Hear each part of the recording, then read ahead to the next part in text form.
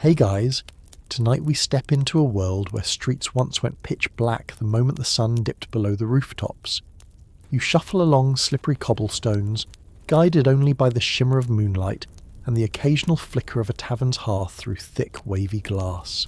The air smells like soot and roast chestnuts, and then, suddenly, light, artificial, glowing, and humming quietly above your head. You've just stumbled into a street lit by gaslight for the very first time. You won't believe this, but before gaslights became common, walking at night meant navigating total darkness, or hiring a lantern boy to jog beside you with a candle in a jar. Forget midnight strolls. People locked their doors by twilight and prayed the local cut purse had the night off. But gaslight, it changed everything. The flame hisses softly inside a lamp mounted high on a black iron post, a faint blue core flickering beneath the yellow fire.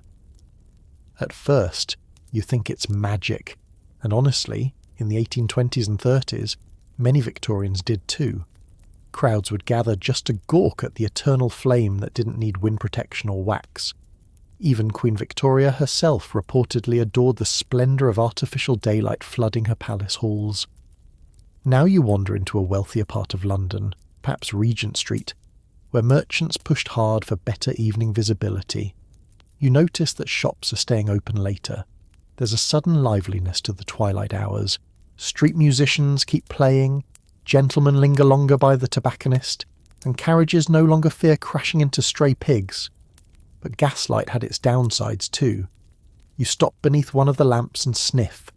There's a faint stink of coal gas, sour and oily. People often fell ill working in enclosed spaces with these early lamps. Theatres, flooded with warm gaslight for evening shows, were notorious for giving actors pounding headaches and flushed faces. One playwright even called it the invisible furnace in the ceiling. Yet still, Victorians embraced it. In fact, you find yourself pausing in front of a private townhouse, watching a maid step out to light the wall-mounted lamp by the front door.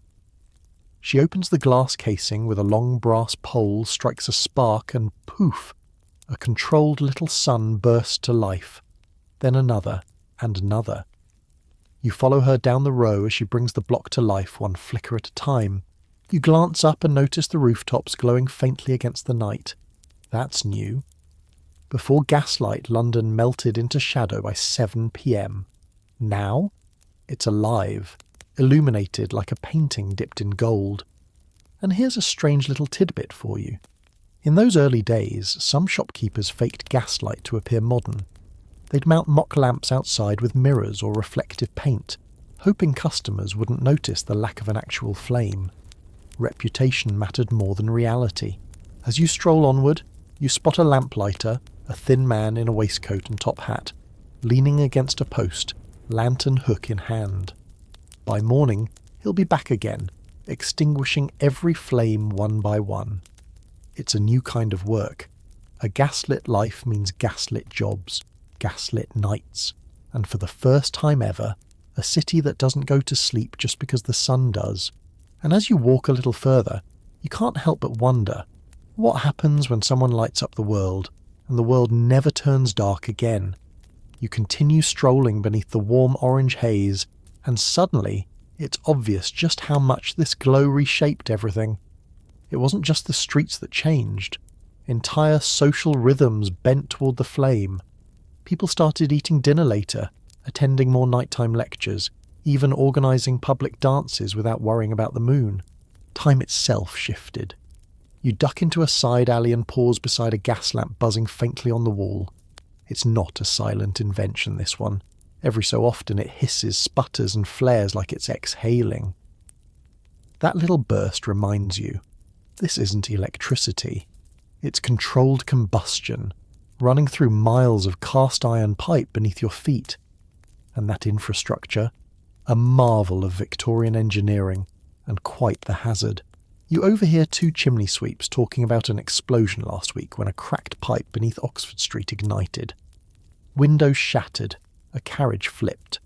One of the lamplighters lost his eyebrows. Turns out building a city of fire requires some trial and error. Still, despite the occasional fiery mishap, the city can't get enough. Theatres gleam like crystal caves. Churches extend services into the evening. Even prisons light their corridors, though not too much.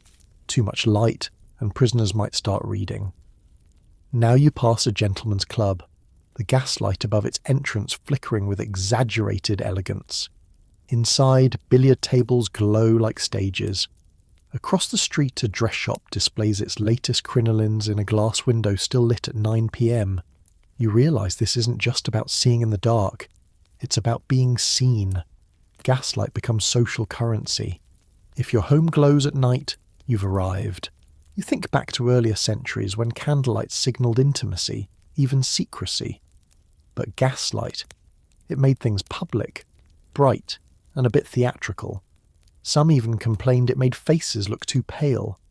An odd worry that led to the popularity of certain reddish face powders marketed specifically as gaslight rouge. As you round a corner, a couple walks arm in arm past you. The woman's parasol is now just a fashion statement. No need for shade after sundown. Their shadows dance behind them, crisp and exaggerated on the wall. The lamp exaggerates everything. Movement, mood, even memory. And you notice something strange. The light doesn't reach the ground in a perfect circle. Instead, it casts blurry, uneven halos, creating patches of shadow between poles. These were called murder spots, the dim gaps where thieves or worse might still lurk. Even as gaslight gave light to cities, it didn't quite remove the dark. It just rearranged it. You step into one of those shadows now, half invisible, half illuminated. The city still sleeps in pockets, even with all this brilliance. But the change has begun, and there's no going back. You picture factories lit up for night shifts, ships navigating ports by lamp, homes where children read after dusk. In just a few decades, the simple act of lighting a flame turned into a quiet revolution, one that gave cities longer lives, more danger, more joy, more crime, more everything. And for better or worse, the world became brighter. It all started with a hiss. You wake up early, Victorian early, which means somewhere around sunrise because time still belongs to the sun. But today is different. Today you're heading to the edge of London, where something enormous and noisy is about to thunder past a field of cows. Your boots crunch across gravel as you near a small crowd gathered beside a long glinting pair of steel rails. The air smells like coal, fresh hay, and anticipation. Children cling to their mothers' skirts. Gentlemen in bowler hats clutch newspapers that whisper of speeds faster than any horse. Someone mutters, "Won't the human body explode at that velocity?" And then you hear it. A whistle. Shrill, mechanical, utterly unnatural. The crowd gasps. A streak of iron and smoke bursts into view, dragging behind it a serpent of wooden cars. The steam locomotive has arrived. You've just met the iron horse. Before this moment, long-distance travel meant carriages on rutted roads, jolting over mud for days. But with the invention of reliable rail, travel collapses in time. A trip to Manchester that once took 4 miserable days, now just 12 rattling hours in a smoking compartment. The engine breathes like a beast, pistons pumping, wheels screaming over polished rails. It's overwhelming. Sooty wind hits your face. The very ground seems to tremble. People either cheer wildly or step back in terror. One elderly man faints, another crosses himself.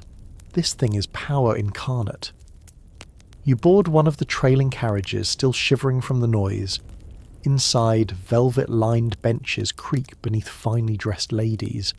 A young man offers you a boiled sweet.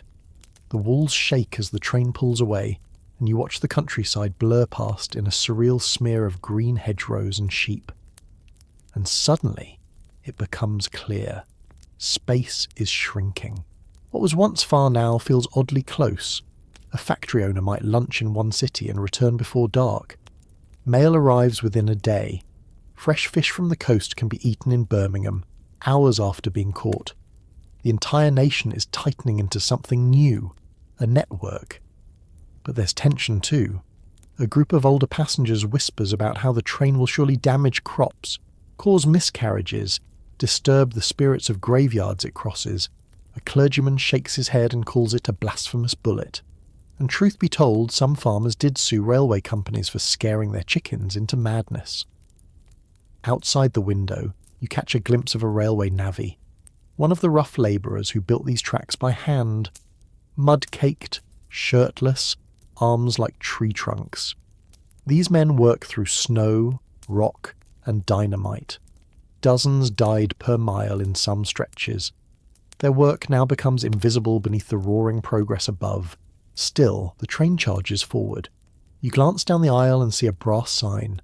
No spitting. Apparently not everyone observes it. Someone hawks into a paper cone. The scent of coal smoke and damp wool fills the cabin. Not pleasant, but fast. So fast. And the strangest part, people start measuring their lives by the train schedule, arrivals, departures. Time no longer bends gently with the sun. Now it snaps to the sound of whistles and clocks set to London time. This train isn't just changing how people move, it's changing how they think. The train barrels through another tunnel, and for a moment everything goes pitch black. You can hear every cough, every creak of the carriage.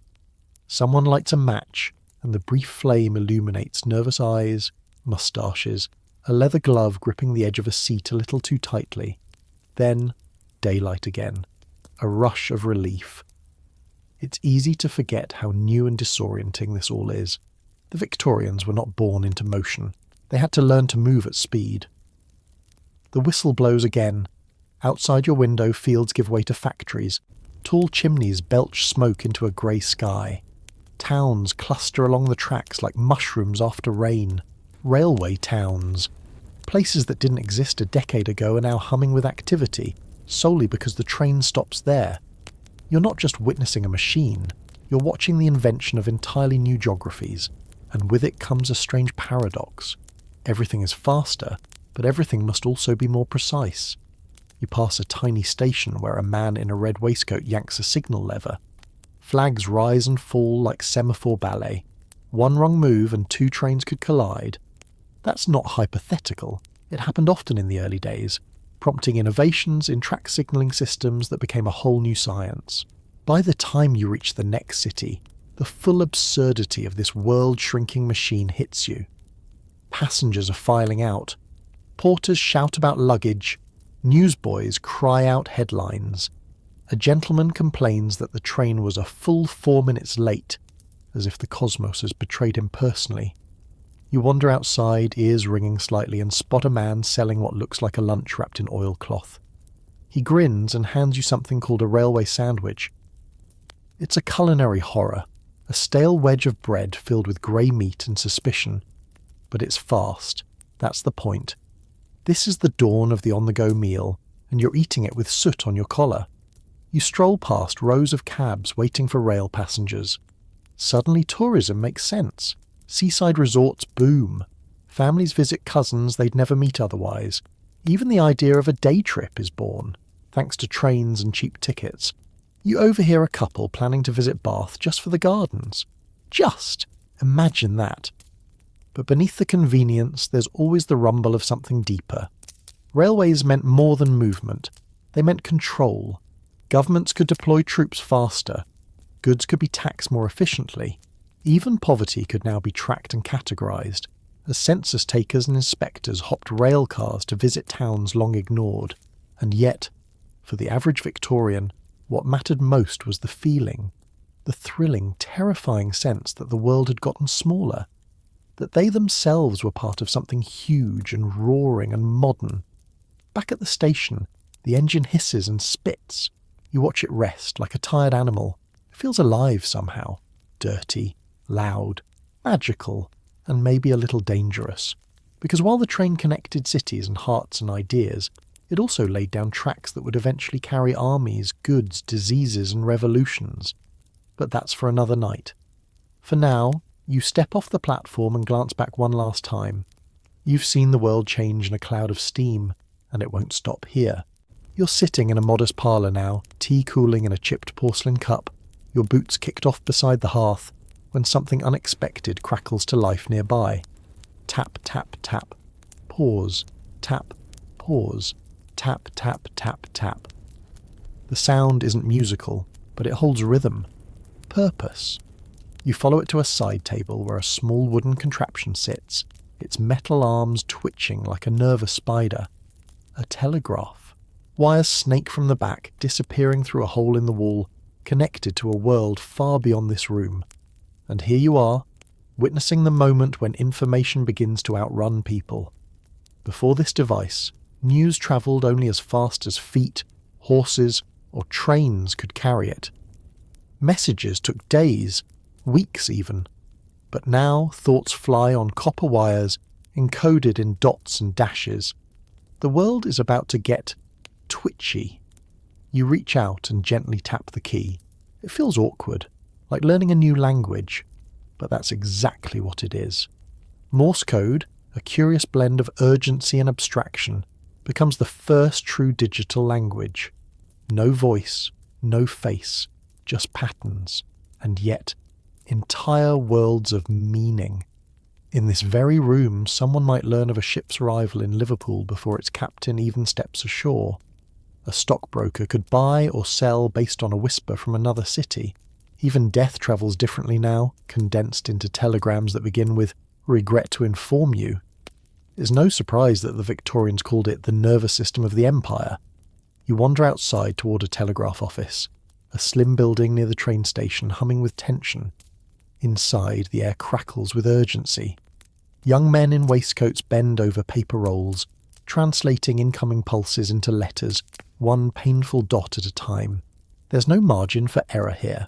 One missed tap, and Motherwell might become Mother Dead. You hear murmurs of the first global message sent across the Atlantic in 1858. It took 17 hours to transmit just a few words.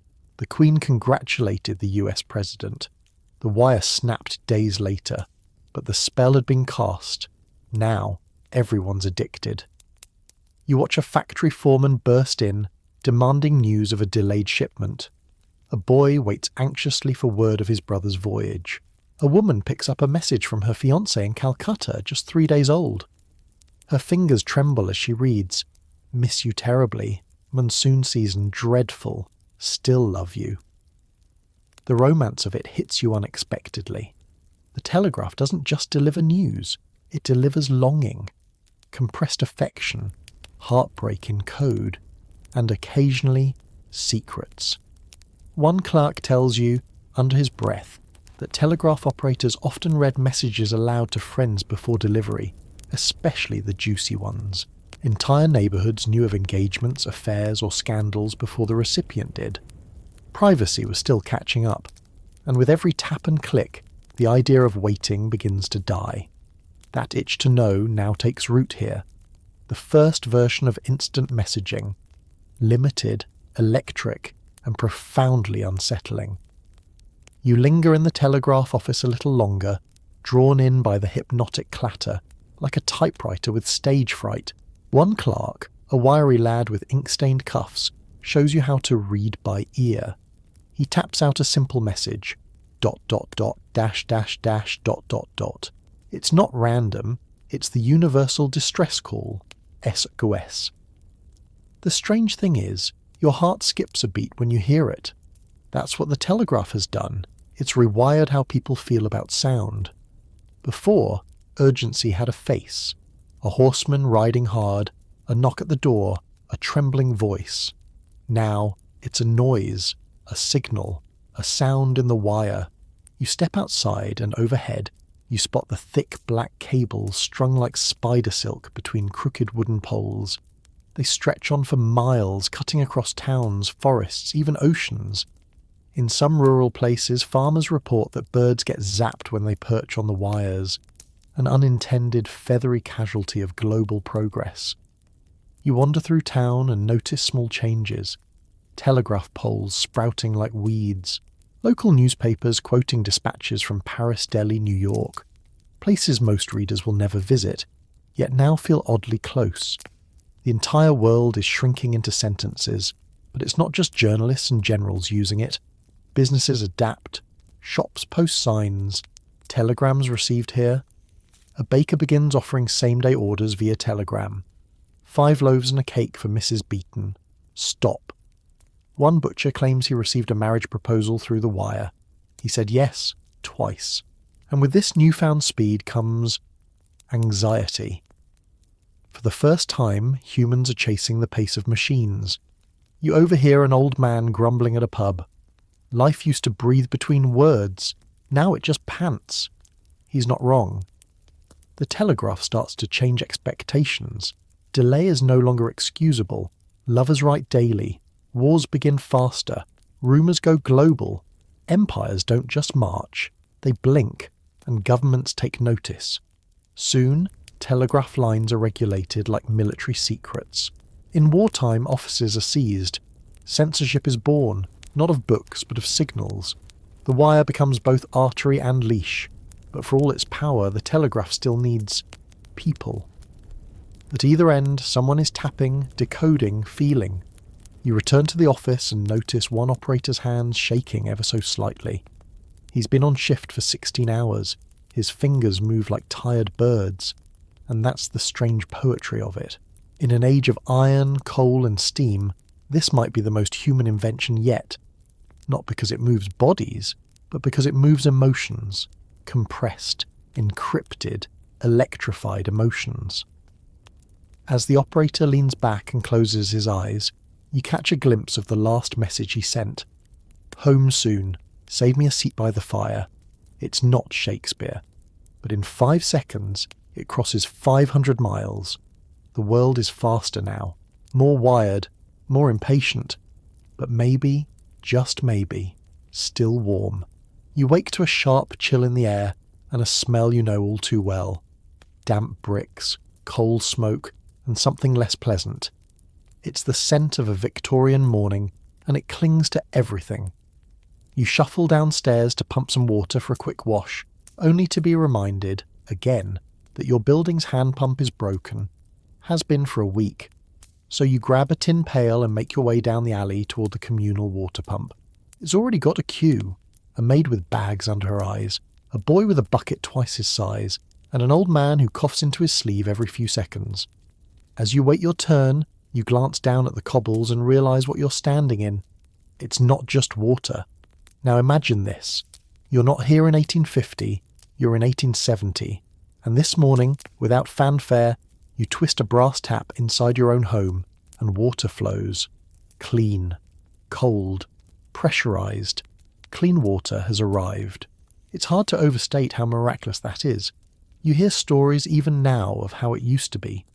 People drank from streams filled with animal waste, or from cisterns tainted by chamber pot runoff.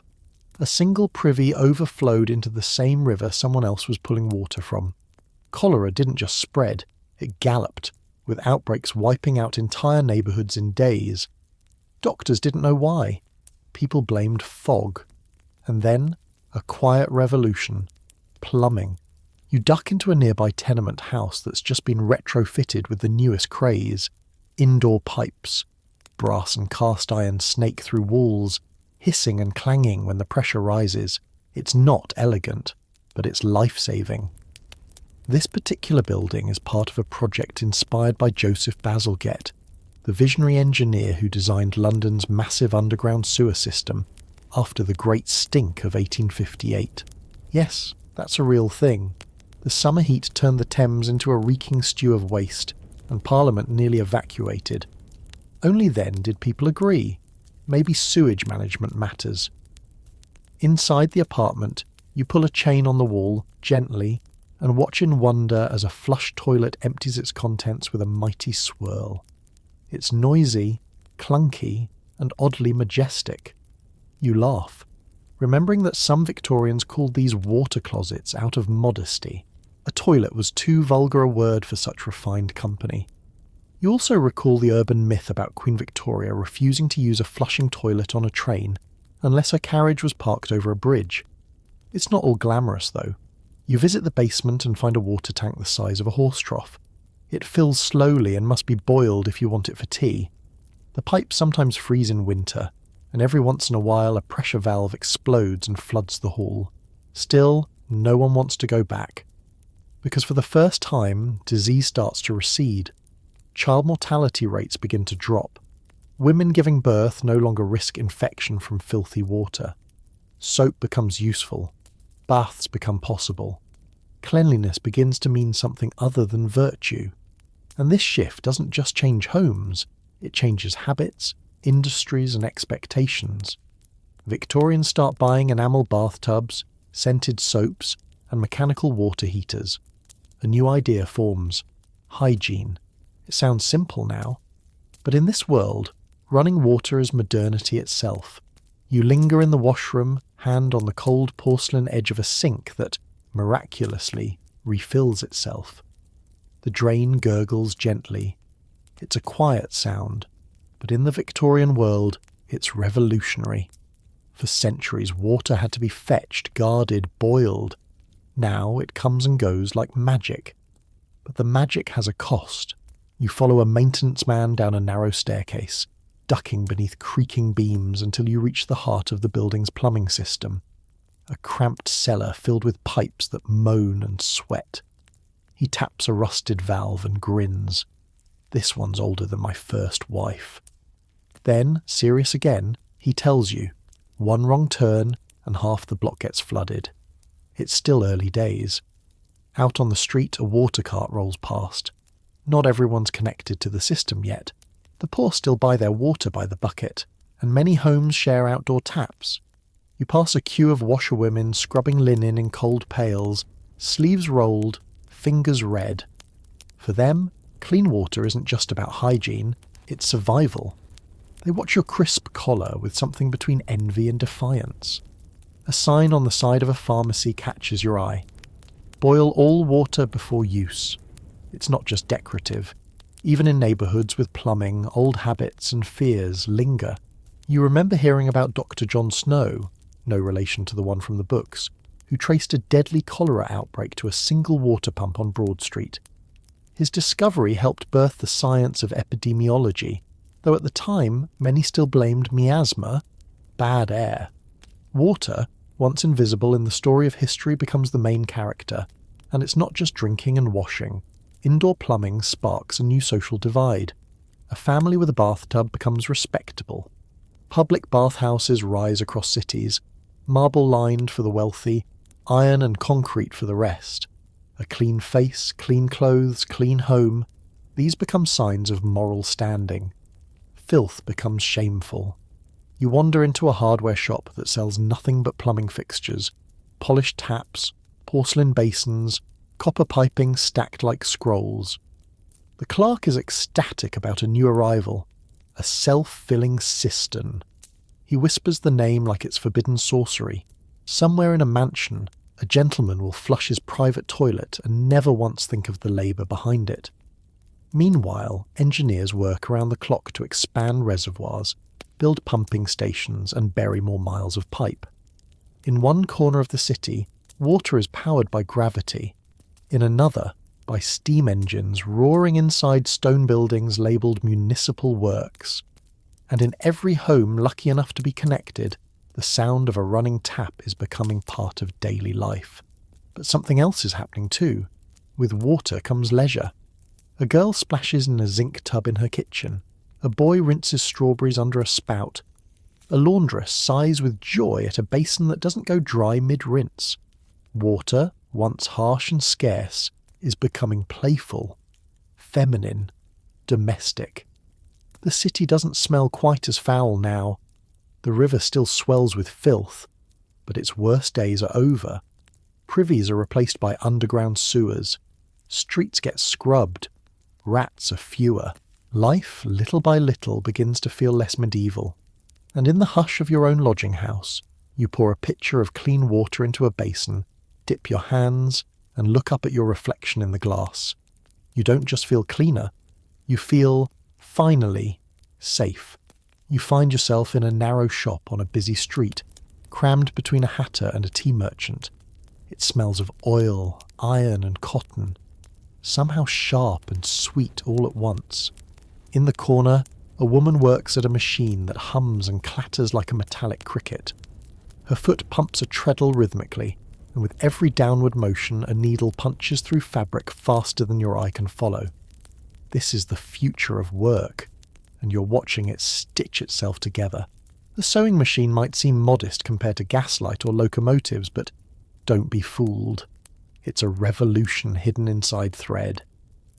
You approach the seamstress. Her hands move with the grace of habit, guiding fabric under the machine's presser foot like a pianist at her keys. A pile of shirtwaist grows beside her. She barely looks up. 18 done, she says, 12 more by lunch. Before this marvel, sewing a dress by hand could take a skilled woman 2 to 3 full days. Now? Just hours. And not just one. Dozens. This changes everything: fashion, labour, gender roles, even warfare. Armies in Crimea and India wear uniforms stitched by machine, no longer cobbled together in candlelit parlours. You duck behind the counter and inspect the machine more closely. A brass plaque reads, Singer & Co., one of the big names. In fact, Singer did more than just invent a machine. He invented the modern payment plan, letting households buy machines on credit. Monthly payments. It's the Victorian version of buy now, pay later, and buy they did. Sewing machines invaded kitchens, parlours, workshops. Some sat on mahogany cabinets with gilded legs, displayed like furniture. Others were bolted to tables in factory lofts, where rows of women bent over them for 12 hours straight. This wasn't just convenience. It was a new kind of economy. You wander into one of those lofts now. The room is long and hot, windows cracked just enough to let in the sound of horses outside. The machines drone in sync. Women in cotton dresses, their hair tied back in scarves, pass bolts of cloth and work in near silence. A foreman watches with arms folded. He says one thing: keep them moving, and they do. Because for many this is survival. It's here that you notice the change. The sewing machine doesn't just empower, it also enslaves. Piecework is paid by the item, not the hour. The faster you sew, the more you earn. But if the thread snaps or the bobbin jams, you lose time, and time is money. A girl next to you mutters, "Needle pricked me 3 times today. Don't bleed on the fabric." Still, even with the blood and the hours, the machine is freedom for some. A widow can now earn a living without taking in boarders. A daughter might afford shoes for her brother. A factory girl might squirrel away enough to start her own shop. And across town, middle-class women sit at machines in drawing rooms, stitching monograms and baby clothes. Not for money, but for leisure, for pride, for virtue. You spot one of these women in a magazine illustration. Hands perfectly posed, hair curled, machine gleaming. It's a lie, of course. No oil stains, no broken needles, no sweat. But the image sells. Because the sewing machine, more than anything, becomes a symbol of the Victorian ideal. Industrious, domestic, respectable. And stitched into every hem, there's something more. Power. You leave the hot factory floor and walk into the early evening air, the echo of needles and treadles still pulsing in your ears. A man passes by carrying a canvas sack over his shoulder.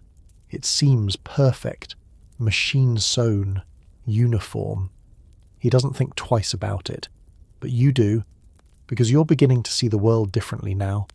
Everything, shirts, sacks, upholstery, even sails, is stitched by machine hands. The ripples of this invention go far beyond thread. You pass a shop window displaying ready-made suits. Yes, ready-made. Tailoring used to be bespoke, cut, pinned, and sewn to your exact measurements by a master tailor who might take weeks. But now, with industrial sewing machines and standard sizing, you can walk into a store and buy a coat off the rack. It fits well enough, and it costs a fraction of the old price. This, you realise, is the beginning of fast fashion. You stop inside and browse through stacks of waistcoats and dresses. A clerk tells you the newest styles arrive weekly now, shipped in bulk, stitched in sweat, and sold at speed. Style is no longer the privilege of aristocrats. A factory girl and a banker's wife might both wear crinolines from the same sewing floor, only differing in lace. And just when you think you've grasped the full reach of the sewing machine, you step into a tiny room above a grocer's shop. A teenage girl sits by a window. turning out delicate lace collars and decorative stitching on a Singer treadle. Her name's Mary. She's not working for a factory or a dressmaker. She's an entrepreneur. Mary takes orders by post. She embroiders handkerchiefs for weddings, baby gowns for neighbours. She charges extra for initials and eyelets. Her brother helps her with receipts. Her father thinks it's a passing fad. But she's got ideas, big ones, because that's what this little machine does. It opens doors. For the first time, thousands of Victorian women, poor and rich alike, earn money without ever leaving home. They don't need to scrub floors or work as governesses. They can sew and they can sell. Some even start correspondence businesses, advertising in ladies' magazines with elegant promises, delicate stitching, fair pricing, prompt delivery, inquire within. Still, the glamour doesn't reach everyone. In the slums, women share rented machines fighting for access. A broken needle could mean a day's wages lost. A broken belt might cost your rent. Landlords start charging extra for lodgings with sewing space. Even brothels buy machines, hoping to keep girls busy between clients. And yet, across the city, the sound continues. Tick, tick, tick, tick, tick, tick. London hums with it. In upper-class parlours it's dainty. In factories relentless. In attic rooms defiant. The sewing machine is everywhere, threading its way into marriage, class, labour, fashion and self-worth. It makes life faster, more stitched, more precise, but also more dependent. You think back to Mary by the window, her fingers calloused, her eyes focused. She's not just sewing fabric, she's stitching a future, one seam at a time. Her ambition hums louder than her machine. She wants a storefront, a sign, her name in gold leaf on a pane of glass. And maybe, just maybe, that needle is sharp enough to tear open the old rules. You're standing in a crowded studio now, the air heavy with dust, chemicals and quiet tension. A woman sits stiffly on a velvet chair, dressed in her finest black silk, hands clasped over a closed prayer book. She doesn't blink, doesn't breathe, and no, she's not dead, just having her portrait taken. The photographer, a man with coal dark fingers and a suspiciously stained apron, ducks under a hood. His camera, an enormous box on wooden legs, clicks ominously. He mutters something about exposure time. You glance at the woman again, still unmoving. 10 seconds, 20, 45, and then, snap, a portrait is born. It's strange to think of now, but this was once a moment of immense gravity. In the 1840s, when photography was still a fragile experiment involving silver plates and mercury vapours, having your likeness captured was closer to a rite of passage than a casual errand. People wore their Sunday best, rehearsed their expressions, and often held their breath to avoid blurring the image. You step into the developing room, and your eyes sting immediately. The smell, acidic, metallic, almost alchemical, is unmistakable.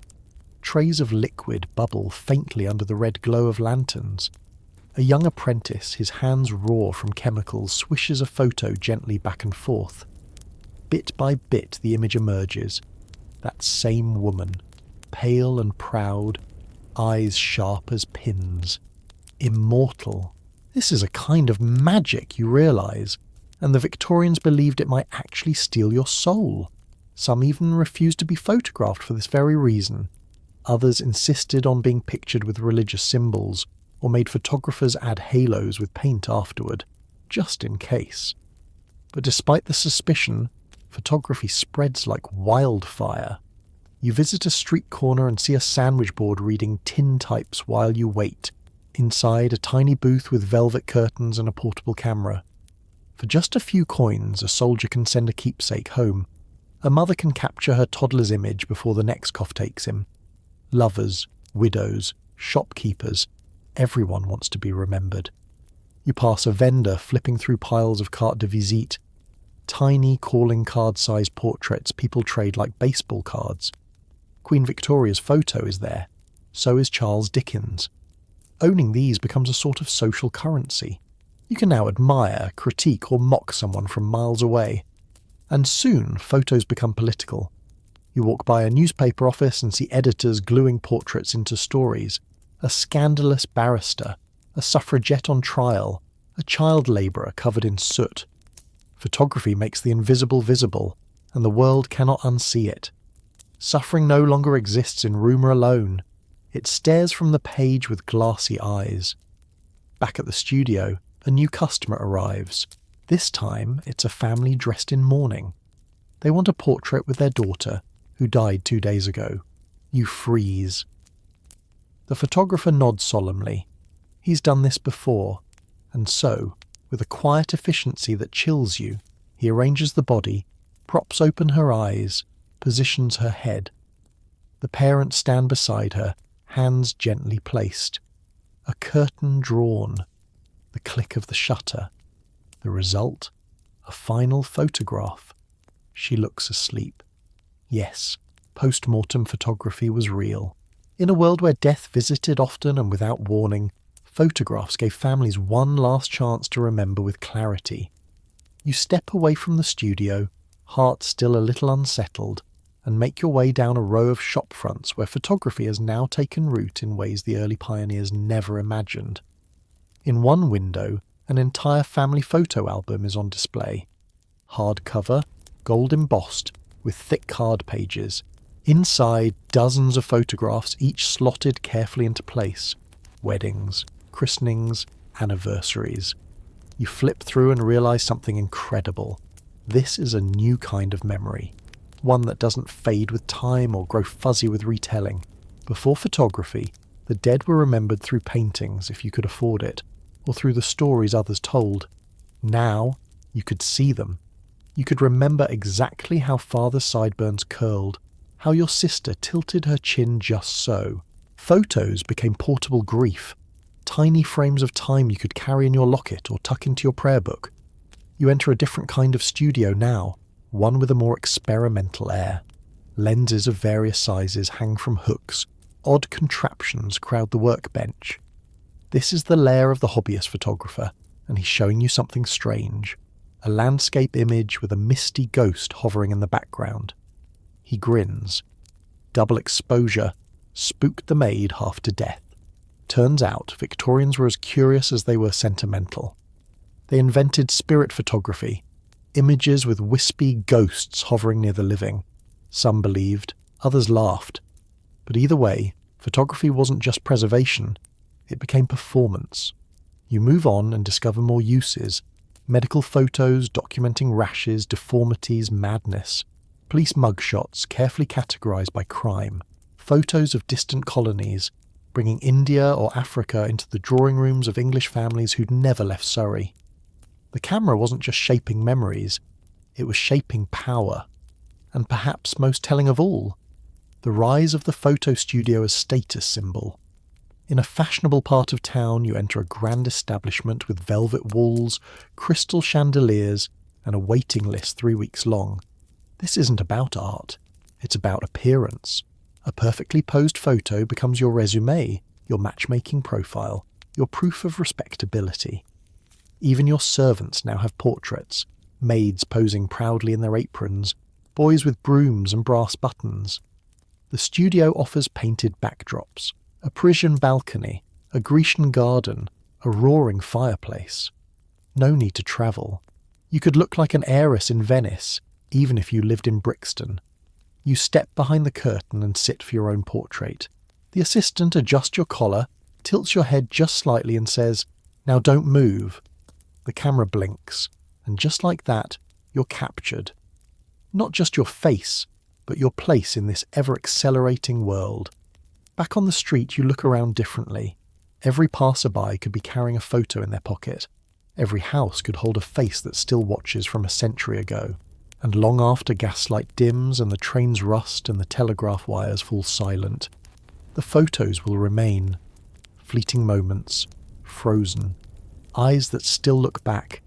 Invention gave you many things, but photography, it gave you forever. You're in a grocer's back room now, dim, cluttered and smelling faintly of iron and something meaty, but not exactly fresh. On a wooden crate sits a stack of cylindrical tins, each carefully labelled in curling Victorian script. pressed beef, mutton stew, boiled fowl in jelly. You pick one up, it's heavier than expected, no refrigeration, no expiration date, and yet, somehow, this is food.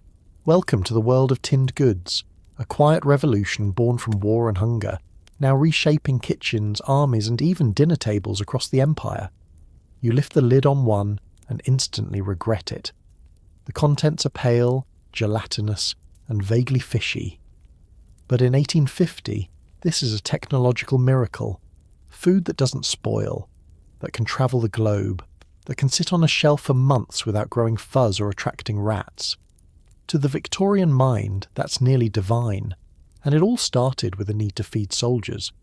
During the Napoleonic Wars, the British military offered a reward for anyone who could invent a method to preserve food long term. The French beat them to it.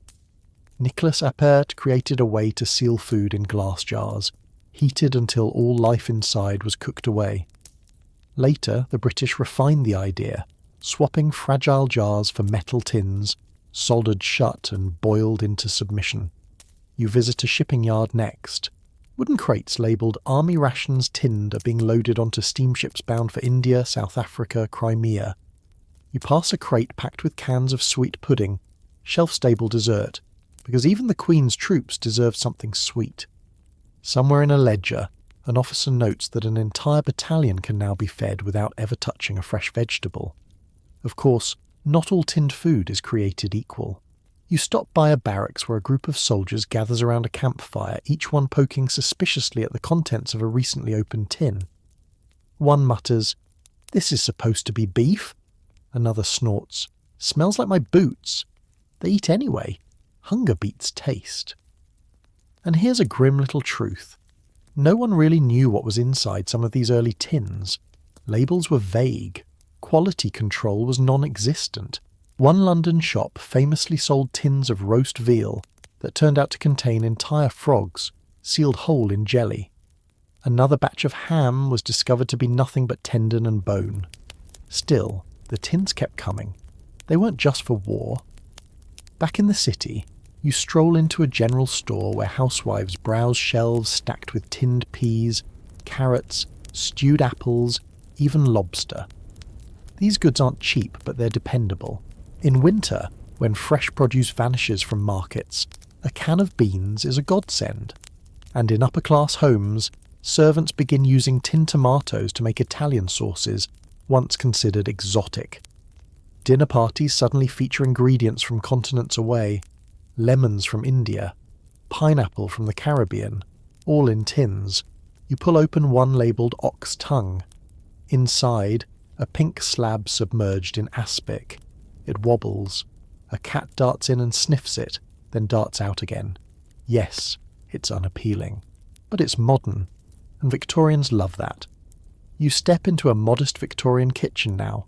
Flagstone floors, cast iron stove, a single window smeared with coal dust.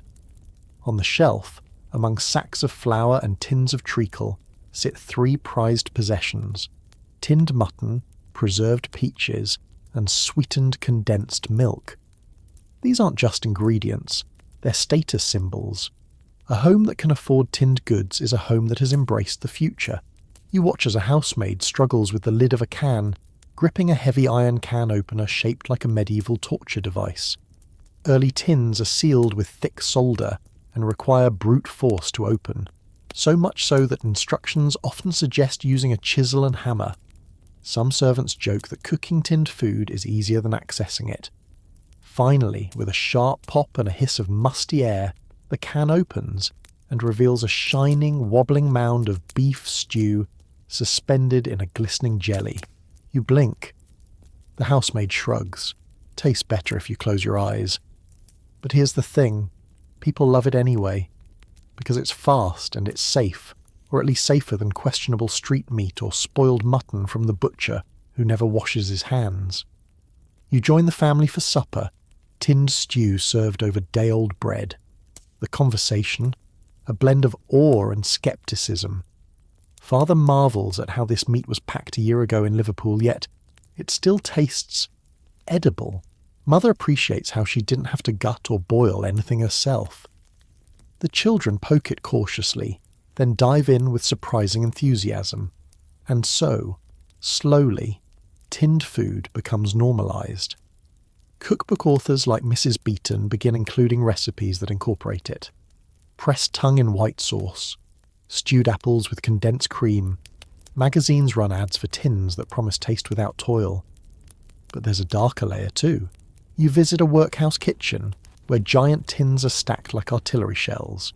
Here, tinned meat is cheap protein, served without ceremony to orphans, widows and the sick.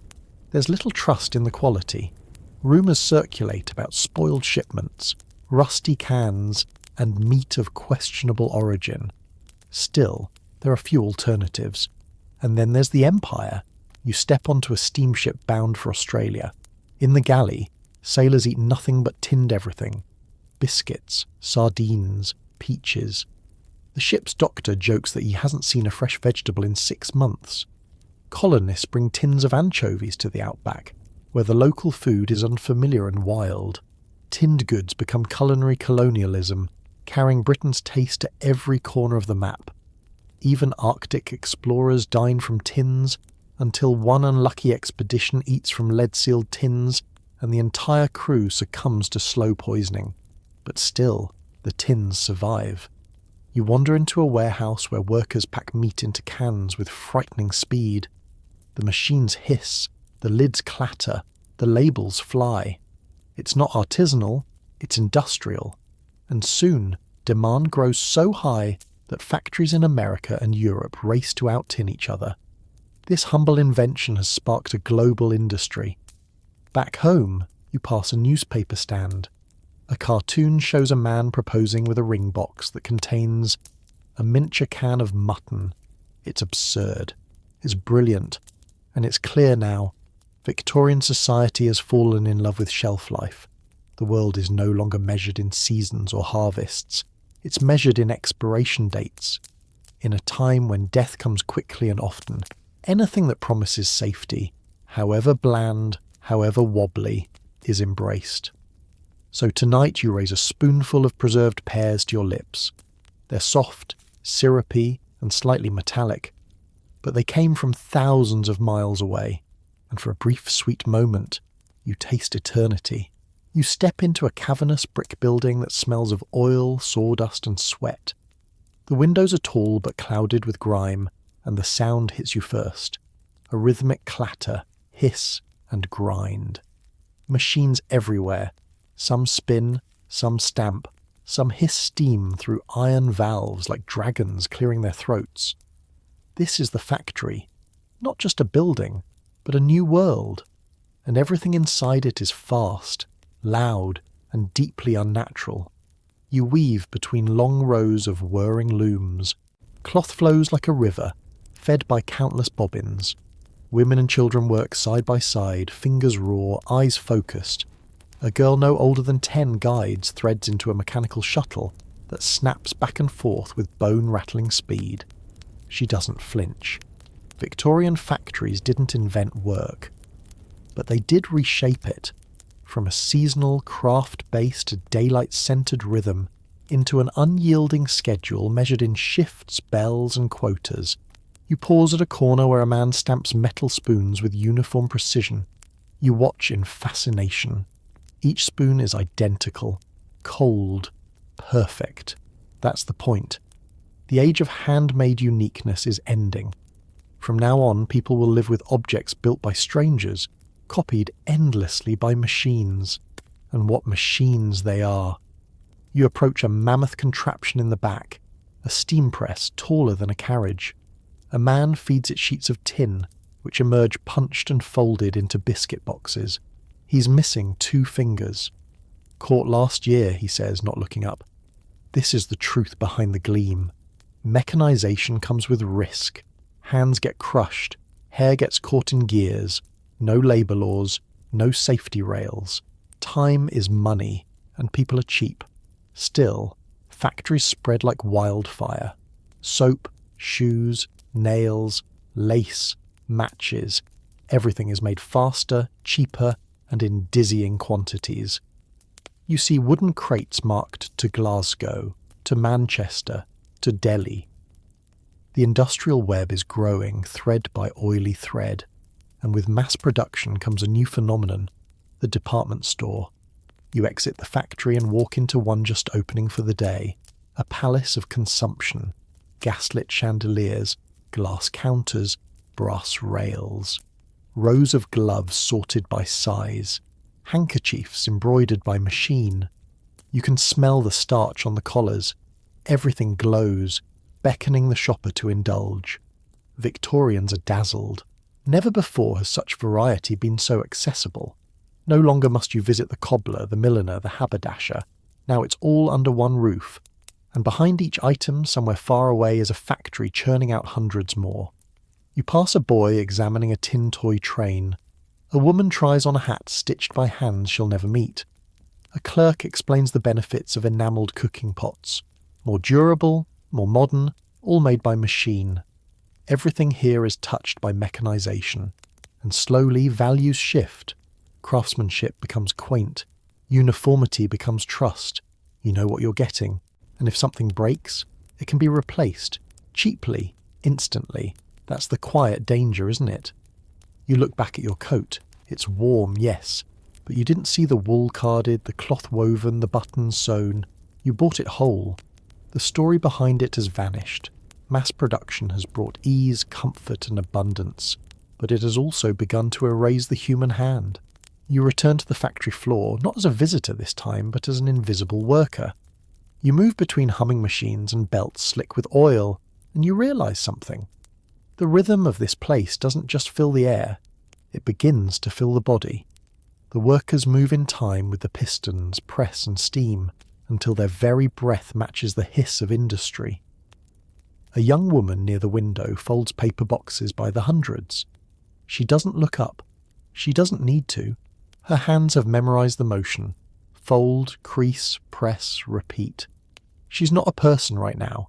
She's part of a process. This is the new economy. Bodies shaped to fit the machine. You head upstairs to the clerical floor. A quieter kind of factory, but still a factory. Rows of men and women at desks, copying invoices, sorting ledgers, calculating wages. Even thought is becoming industrial. You hear a supervisor murmur, "Efficiency is the new god." And it shows. Every breath of this building serves the same altar. Output. You step outside for air and find yourself near a pub, its windows fogged with breath and beer. Inside, workers drink with calloused hands, laughing loudly in bursts, desperate to squeeze meaning from an hour of rest. One man lifts a mug and says, "Bless the machine, may it never notice we're tired." There's a strange pride in their tone. Machines are harsh, but they bring wages, identity. For many, this is the first time they've had shoes that fit, meat twice a week, a coin jar for the children's education. You remember hearing that some families name their children after factory owners, not out of love, but survival. But beneath the cheer, there's something else. An unease. The more machines do, the less people seem to matter. You see it in the eyes of the older weavers, the ones who once worked at home, proud of every intricate thread. Now their designs are fed into mechanical looms, faster, cheaper, less beautiful. But who notices? You walk through a working-class neighbourhood and see entire streets organised by factory shifts. Children nap during the day because their mothers work nights. Stores open early for men coming off 4 a.m. shifts. The neighbourhood pulses like a lung. Inhale, exhale, shift by shift. And here's a curious twist. The very systems designed for industry, uniform sizing, mass templates, interchangeable parts, start shaping people too. Schools begin teaching to the clock. Uniforms are introduced. Bell rings. Line up. Sit still. Learn. Obey. The world outside the factory begins to mimic the world within it. You find a discarded pair of boots by the roadside, identical to 100 others, stamped out by the hundreds. No story, no soul, just leather, nails, and glue. And yet, for the person who wore them, they might have been their first warm boots, their first taste of modern comfort. Because that's the contradiction of factory life. It steals and it gives. It strips away skill, but offers stability. It crushes identity, but sells aspiration. It reduces the world to parts and products, but those parts build futures. And as you pass a storefront with a new display, machine-knitted gloves for a penny a pair, you realise Victorian factories didn't just make things, they remade people. You're standing at the edge of Hyde Park watching a blur of spokes and skirts zip past you on a gravel path. It's a woman, alone, smiling, legs pumping rhythmically beneath a long divided skirt. Her hat is pinned with authority, her cheeks flushed not with scandal but with wind. This is not just a ride. This is rebellion on two wheels. The bicycle has arrived, and it's changing everything. You look around and see a dozen more, men in caps, girls in bloomers, even a boy balancing a basket of bread on the handlebars. It's a rolling symphony of motion, all powered not by steam or horse, but by human legs and metal gears. But this wasn't always so effortless. The early versions, velocipedes and bone shakers, were wooden monstrosities with iron tyres that rattled your teeth loose on cobbled roads. Yet people rode them anyway, because the bicycle, even in its roughest form, offered freedom. Personal, portable, thrilling freedom. You stop at a bicycle shop where a gentleman in a waistcoat polishes the frame of a brand new safety bicycle, the kind with equal-sized wheels and inflatable tyres. He winks at you. This one will change your life. And he's not wrong. Because for the first time in history, ordinary people can move quickly and independently without relying on timetables, animals, or anyone else. And for women, it's seismic. You wander into a parlour where two sisters argue with their mother over something truly shocking. Bloomers. Loose trousers worn beneath a shortened skirt, designed for cycling. The younger sister insists she won't ride in a corset again. "I almost fainted last week," she snaps. Her mother gasps. "But what will the neighbours say?" You already know. The neighbours are talking. About women on bicycles. About ankles and speed and independence. About how the bicycle is unladylike, dangerous to fertility, or, most absurdly, a gateway to moral collapse. Because the bicycle allows women to go places alone. And for Victorian society, that's both exhilarating and terrifying. You step outside and spot a leaflet tacked to a post. The Rational Dress Society, clothes that don't kill. You laugh. It sounds dramatic, but they're serious. Hundreds of women suffer injuries or illness from tight stays, long skirts, and impractical shoes, especially while riding. The bicycle forces a conversation that's long overdue. Who gets to move, and how? You walk beside a canal path where a young couple rides side by side, no chaperone in sight. Her mother would faint, but she's laughing. Her hair comes loose in the breeze. They turn a corner and vanish, two silhouettes balanced in motion. Meanwhile, businesses boom. Bicycle factories spring up across Birmingham and Coventry. Adverts flood newspapers. A lady's companion in steel. Swift and silent, the ride of refinement. Accessories follow. Clip-on skirts, padded saddles, collapsible tools.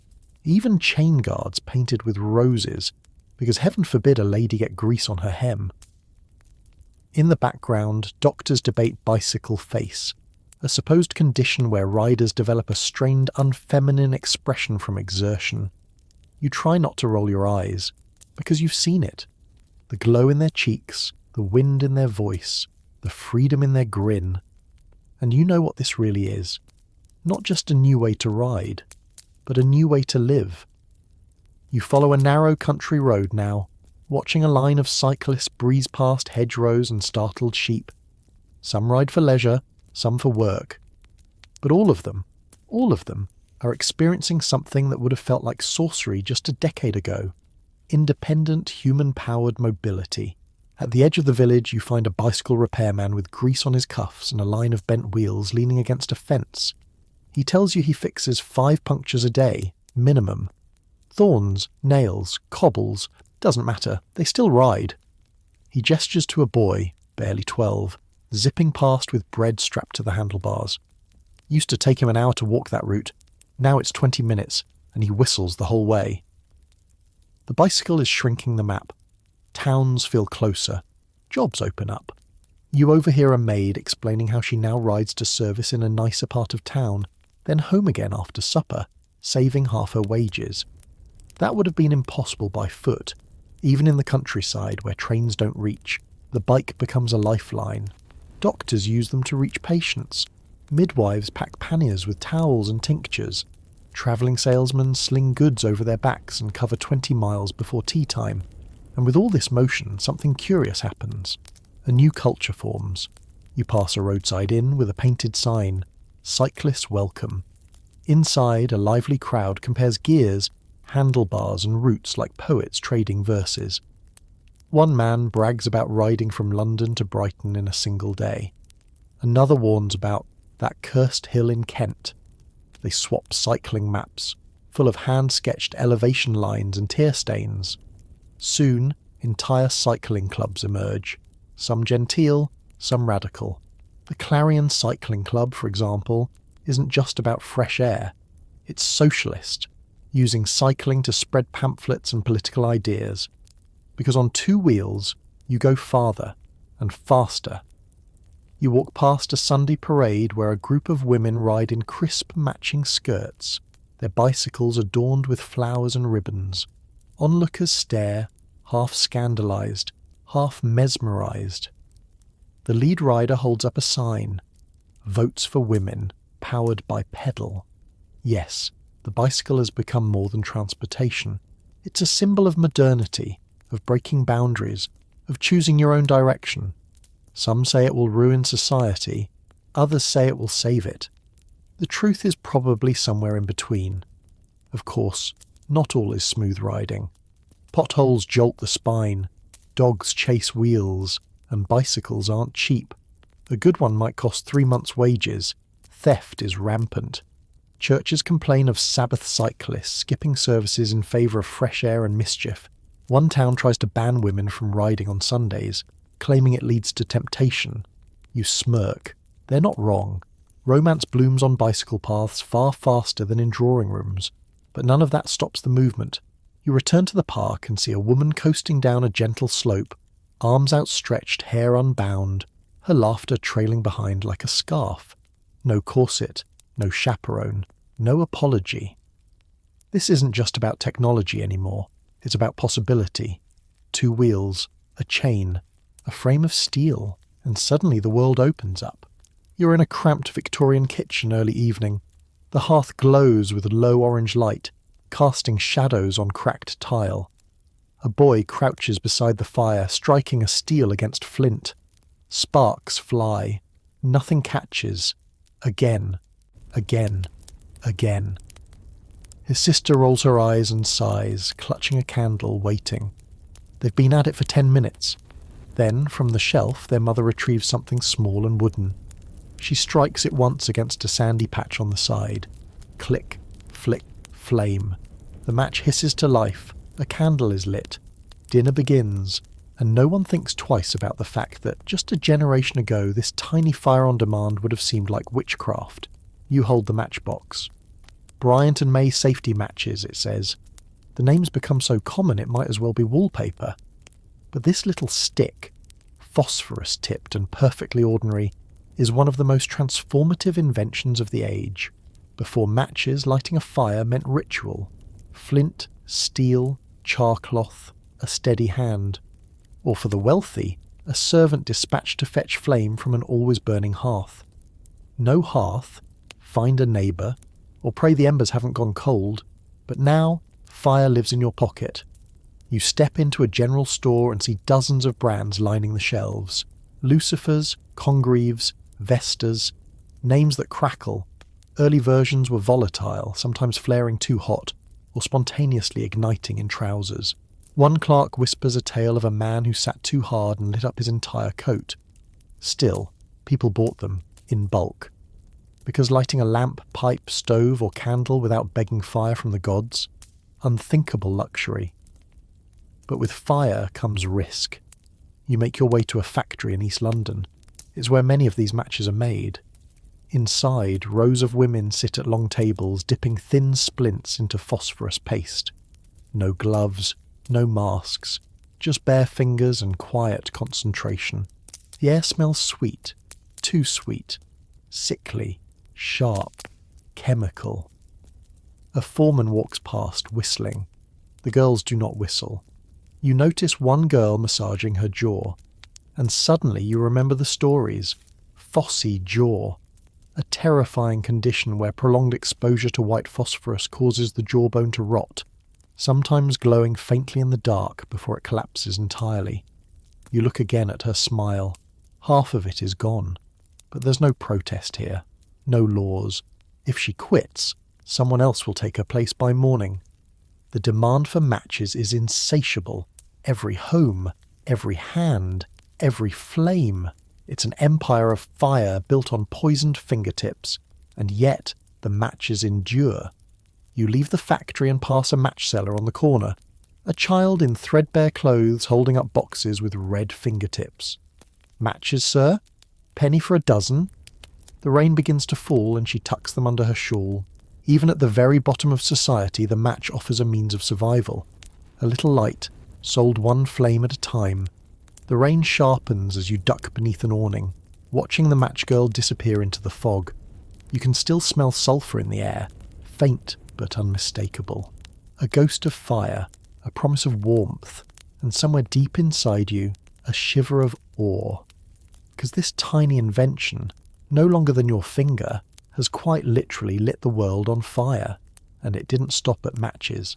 You head down a narrow alley where the smell changes, less sulphur, more oil.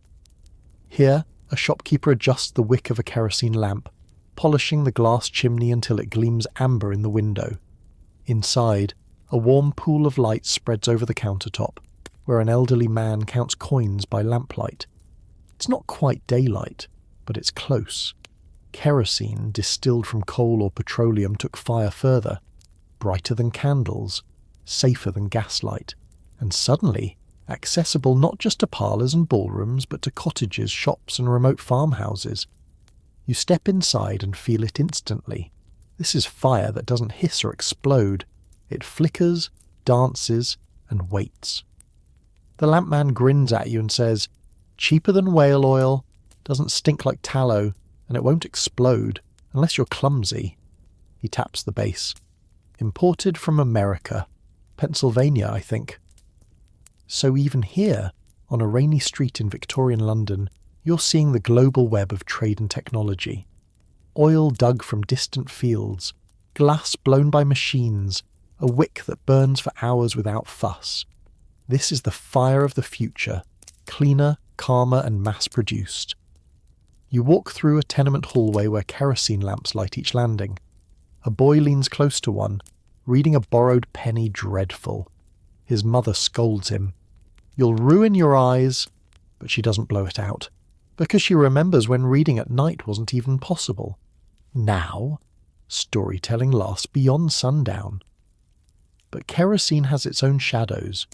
You visit a back room where a group of dock workers plays cards under a hanging lamp. They joke, drink, and pretend not to notice the black soot building on the ceiling. One man coughs sharply. Another scratches at a rash on his arms, contact with spilled fuel. Across town, in a fire brigade office, a logbook records dozens of lamp fires, tipped lanterns, shattered chimneys, accidental blazes that consume entire homes. No flame is entirely tame, and yet every household embraces it. You step into a tiny kitchen where a woman cooks onions over a kerosene stove, humming softly. The smell is comforting, the light golden. The world hasn't quite gone electric yet, but you can feel the anticipation. Kerosene is the bridge between ancient fire and modern light, and then flick. She lights a second lamp with a match. The flame jumps from stick to wick in an instant. It's simple, beautiful, and profound. The match, the lamp, the stove, the book, the home, all tethered to this quiet mastery over fire. What was once sacred, stolen from the gods in myth, now fits in a waistcoat pocket. You step back outside, where the rain has stopped. The sky's still dark, but the windows flicker with light. Hundreds of tiny flames dancing behind glass, painting the fog with gold. And just like that, Night is no longer absolute, because now fire follows you. You're walking through a quiet residential street just after breakfast, the kind of road lined with tidy iron fences, coal grates and milk bottles waiting to be collected. The day is ordinary, until a sharp knock echoes from the neighbour's door. Knock knock. Thump. You glance over just in time to see a young boy in a navy cap sprint off down the pavement, leaving behind a fluttering envelope wedged in the door frame. The lady of the house appears moments later, slippered and curious, lifting the note and adjusting her spectacles. A smile, a gasp, a sigh. You've just witnessed a tiny miracle of the Victorian world, the morning post. In an era before telephones and email, the postal system became the social bloodstream of the entire empire.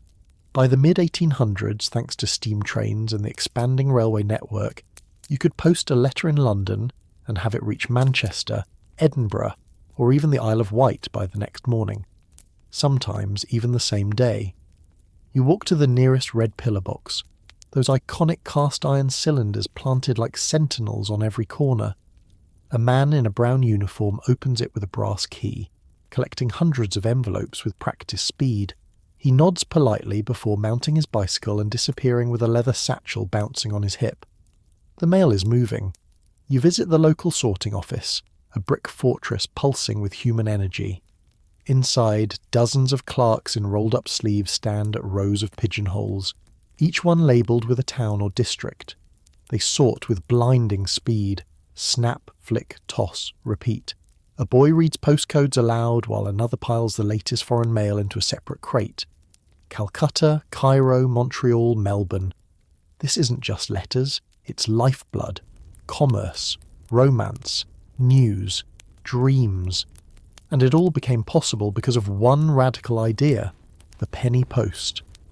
Introduced in 1840 by Sir Rowland Hill, the system allowed anyone, rich or poor, to send a letter anywhere in the UK for just 1 penny. The first stamp? The famous penny black, bearing Queen Victoria's youthful profile. Suddenly communication wasn't a luxury, it was a right.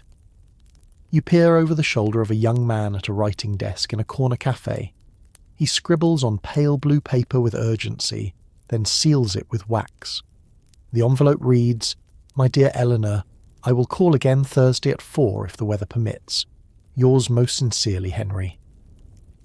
He pays for his coffee, drops the note in the postbox and leaves. He fully expects Eleanor to read it by tea, because Victorians didn't write once a month. They wrote 3 times a day. A flirtation could blossom over breakfast and end by dinner. A business deal might be negotiated by lunchtime, signed by candlelight. It was the original instant messaging, just slow enough to feel poetic. You notice entire industries sprouting around this.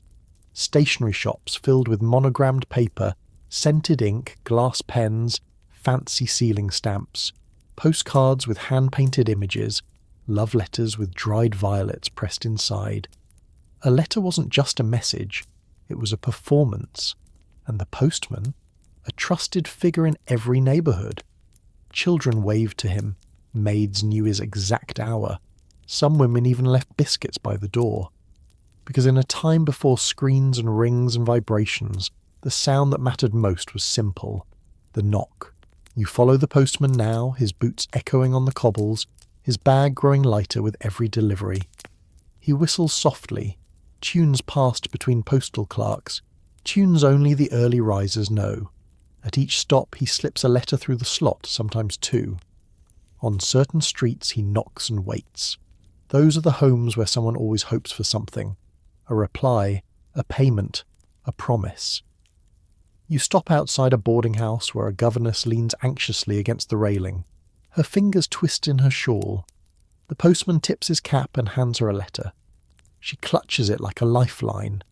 Her family's reply, permission to return home perhaps, or money, or nothing she wanted but everything she needed.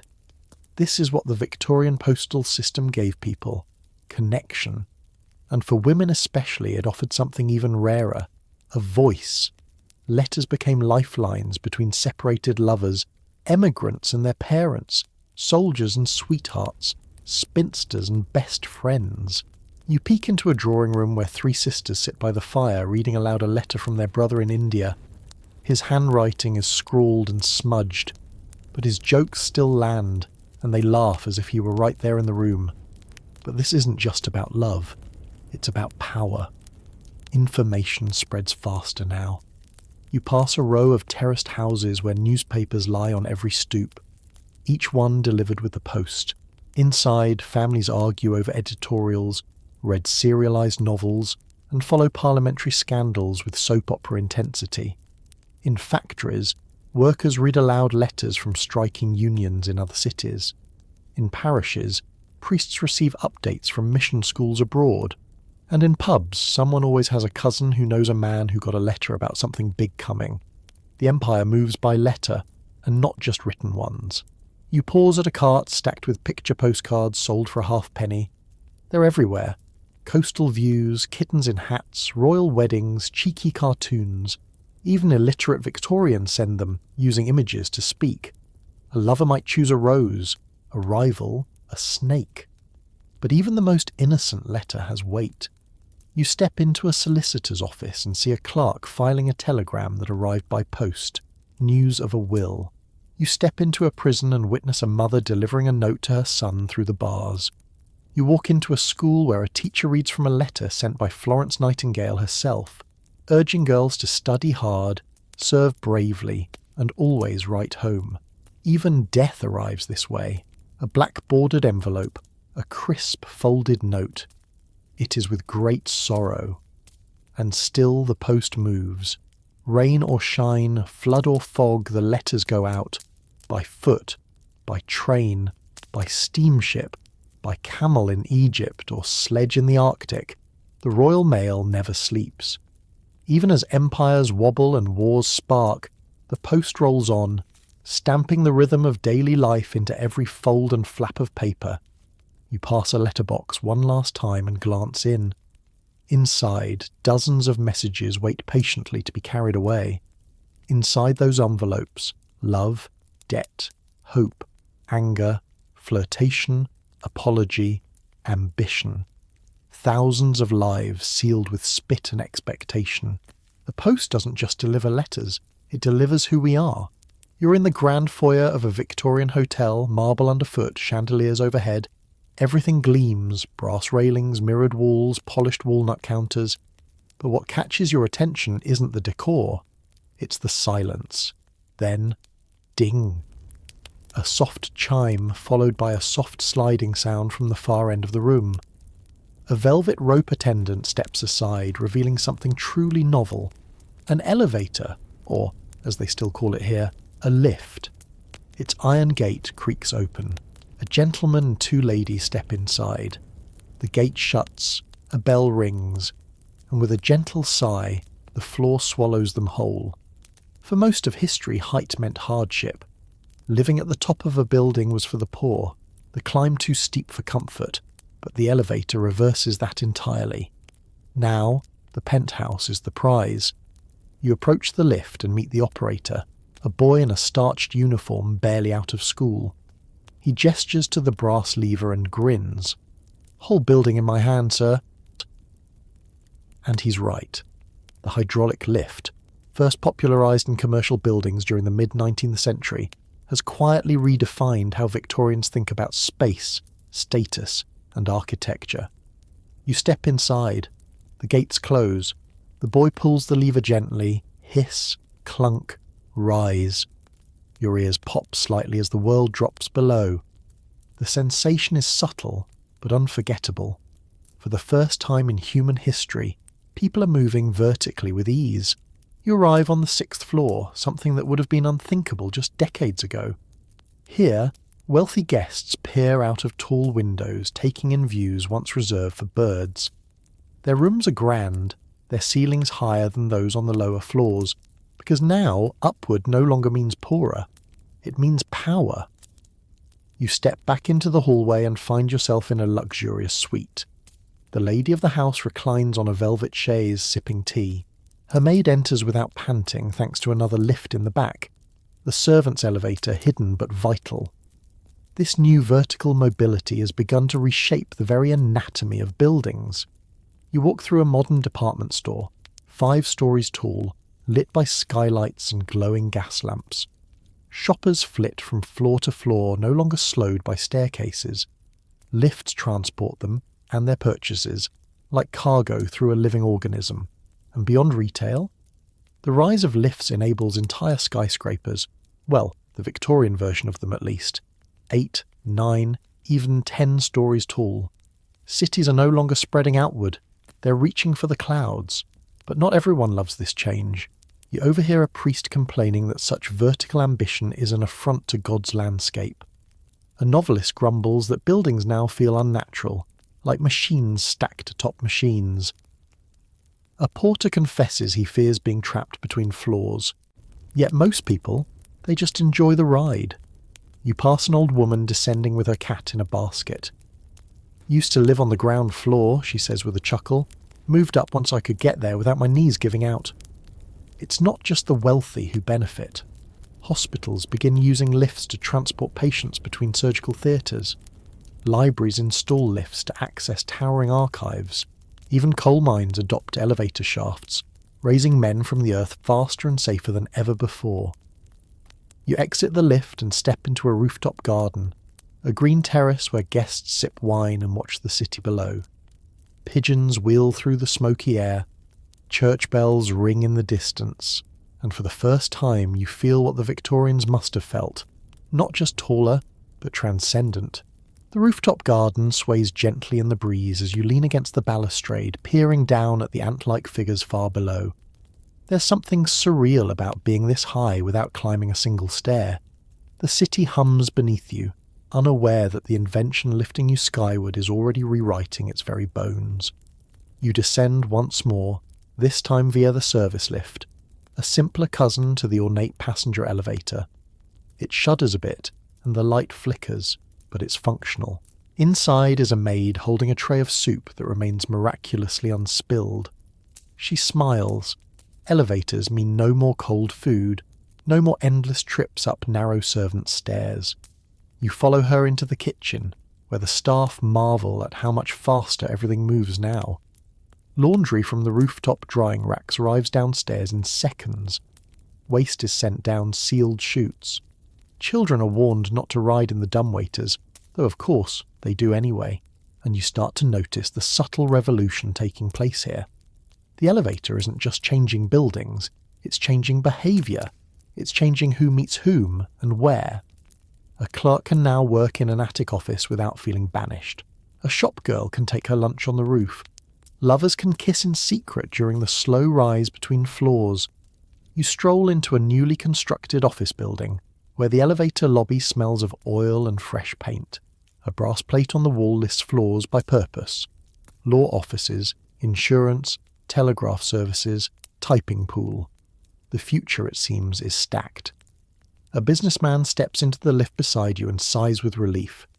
"Used to be, by the time I reached the 6th floor, I'd forgotten what I came up for," he tips his hat. "Now, I remember everything, including lunch." And then, of course, there's the social choreography of elevator etiquette. In the enclosed space, eyes dart politely away. Conversations halt. Gloves are adjusted. Hats are tipped. Strangers share a minute of silent vertical intimacy. The elevator becomes a tiny theatre, a space where people rehearse respectability. Quiet, orderly, efficient. But even that is changing. You overhear 2 young women in the lift whispering about a new electric model, recently installed at a department store in New York. "No operator," one says. "Just buttons," her friend gasps. "What if you press the wrong one?" You chuckle. Automation is coming. Soon, elevators will no longer require boys in uniform, nor levers, nor cables you can see. They'll become seamless, smooth metal boxes that glide without ceremony. For now, though, the Victorian lift still clanks, hisses, and shudders like an old soul working out its joints. You visit one last building, a tenement recently renovated with a shared lift. Inside, 3 families jostle in the cage: an elderly woman with groceries, a boy clutching a chicken, and a midwife on her way to an upstairs birth. The door rattles shut, and you realise the elevator isn't just lifting people, it's lifting lives. With every floor it climbs, it erases a little bit of class distinction, a little bit of pain, a little bit of the old vertical tyranny that said, only the poor live up there. Now, up is beautiful. You walk into a small parlour that smells of dust and lavender, where a gentleman in wire-rimmed spectacles leans over a strange contraption. It looks like a brass telescope mated with a bird cage, tubes, lenses, knobs. He squints, adjusts the focus, and then smiles with quiet delight. "Look at that," he whispers. "A single flea's leg, every hair, like tree branches." You peer in. He's right. It's grotesque and fascinating. This micro-jungle unfolding beneath glass. This is a Victorian microscope, and it's about to transform how people see the world. Before now, most vision was limited by the naked eye, and often by what society chose to notice. But with microscopes, telescopes, magic lanterns, and spectacles improving rapidly, the Victorians start seeing everything differently. You're living in a time when vision becomes a science. You head down the hall to a back room with thick curtains. A group of school children sits cross-legged in front of a wall waiting. The teacher dims the gas lamp, and then, click, a bright circular image appears. A hand-coloured magic lantern slide of the pyramids, glowing like firelight. The room gasps. The magic lantern, a precursor to the modern slide projector, is Victorian edutainment at its finest. Travel the world without leaving your chair. From Arctic icebergs to African elephants, people in Sheffield or Southampton can now see the world, even if it's just a painter's interpretation. You peek backstage and find rows of glass slides, anatomy diagrams, celestial maps, biblical scenes, advertisements. One depicts a ghost hovering over a gravestone, used in church to scare children into good behaviour. Not everything seen is real, but everything seen feels real. And that's the secret of this era. The line between sight and truth begins to blur. You visit an optician's shop where brass lorgnettes and ivory opera glasses line velvet trays. A lady tries on her first pair of spectacles, peering at her husband with mock suspicion. "There you are," she says, "not as handsome as I remembered." Laughter all around. Spectacles were once symbols of age and frailty. But now, with polished glass and fashionable frames, seeing clearly is becoming elegant. Children are tested for vision. Glasses are prescribed. A world that was once blurry and illegible becomes sharp, defined, and suddenly full of possibility. You slip into a university laboratory where two young men argue over germ theory. One points to a microscope slide of pond water. There, it's not miasma, it's organisms, alive. He's right. Tiny creatures wriggle and swim, invisible to the naked eye but undeniable now. This changes everything. Doctors begin to rethink illness. Ministers preach hygiene. Scientists sketch microbes like cartographers mapping continents. The world inside the body is no longer myth. It's a landscape, observable and horrifying and miraculous. Even artists take notice. You walk into a gallery where a painter reveals his latest series, close-ups of insects, flowers, tree bark, rendered with microscopic accuracy. Nature isn't just beautiful in broad strokes, it's divine in detail. And through it all, the Victorians develop an insatiable hunger to see what couldn't be seen before. They don't just want to understand, they want to witness. You leave the gallery and step into a back alley behind a pub, where an excited crowd has gathered around a tent with a painted sign, "Phantasmagoria, see the unseen." Inside, the smell of oil and old velvet thickens the air. A man in a cape winds a handle, and a glowing image appears on a smokescreen. A floating skull hovering in the dark. The crowd gasps. A child screams. An old woman crosses herself. You're watching the intersection of science and spectacle, and Victorians adore it. Because now, seeing is no longer passive. It's performance, wonder, proof, fear. The eye becomes a tool, a weapon, a source of entertainment. And nowhere is this more clear than in the rise of X-rays. You fast forward to a private home in 1896, just a year after Wilhelm Röntgen's discovery. A gentleman proudly shows off his latest device to guests at a dinner party. "Observe," he says, as he places his wife's hand beneath a cathode tube. Moments later, he reveals a ghostly image, bones clear as day. Her wedding ring floats like a halo. The room falls silent. Here, for the first time, the Victorians gaze through flesh. They are stunned, disturbed, and quietly thrilled. Because if you can see the skeleton beneath a glove, what else can you reveal? You visit a photography studio that has converted half its space to X-ray imaging. No lead aprons, no safety glass, just raw curiosity and exposure. Customers pay to see their ribs, their teeth, their spines. One woman clutches her chest and whispers, "It feels like God is watching from inside." Back in the streets you notice another trend. Penny peep shows. Little wooden boxes on carts, each with a viewing lens. Drop a coin, peer in, and a series of images flick by.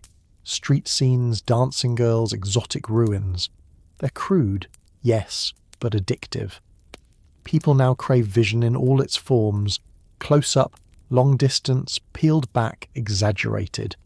You pass a pair of schoolboys showing off stereoscopes, holding two identical photographs side by side to create the illusion of depth. "It's like stepping into the picture," one cries. He's not wrong. The flat world is coming alive. And soon, with moving images just around the corner, the hunger to see becomes insatiable. But it's not all progress. You step into a hospital where a nurse changes a bandage for a patient with radiation burns. Early experiments in X-ray technology gone awry. No one understood the risks. Some still don't. And across town in a crowded tenement, a woman throws away her spectacles in frustration. She can't afford new lenses. Not all vision is accessible. Still, the momentum is irreversible. At a lecture hall, a professor projects magnified slides of lice and tapeworms. The audience recoils, and yet they keep looking. That's the Victorian paradox. The more grotesque the image, the more they must see it. Because now, sight is truth. You walk home under a night sky dimmed by coal smoke, but your mind is lit with visions. Not just stars and bones and ghosts, but possibility. The belief that nothing is beyond view if you just look closely enough. And as you pass a boy reading by gaslight, his nose nearly touching the page, you realise the Victorians didn't just open their eyes, they reinvented what it meant to see. You're in a printing shop now, hot, noisy, and crammed to the rafters with paper. The air smells like ink, sweat, and the sharp tang of machinery. In the corner stands a hulking steam-powered press, hissing and clanking as it devours blank sheets and spits out pages of words one after the other, like some mechanical bard with an endless story to tell.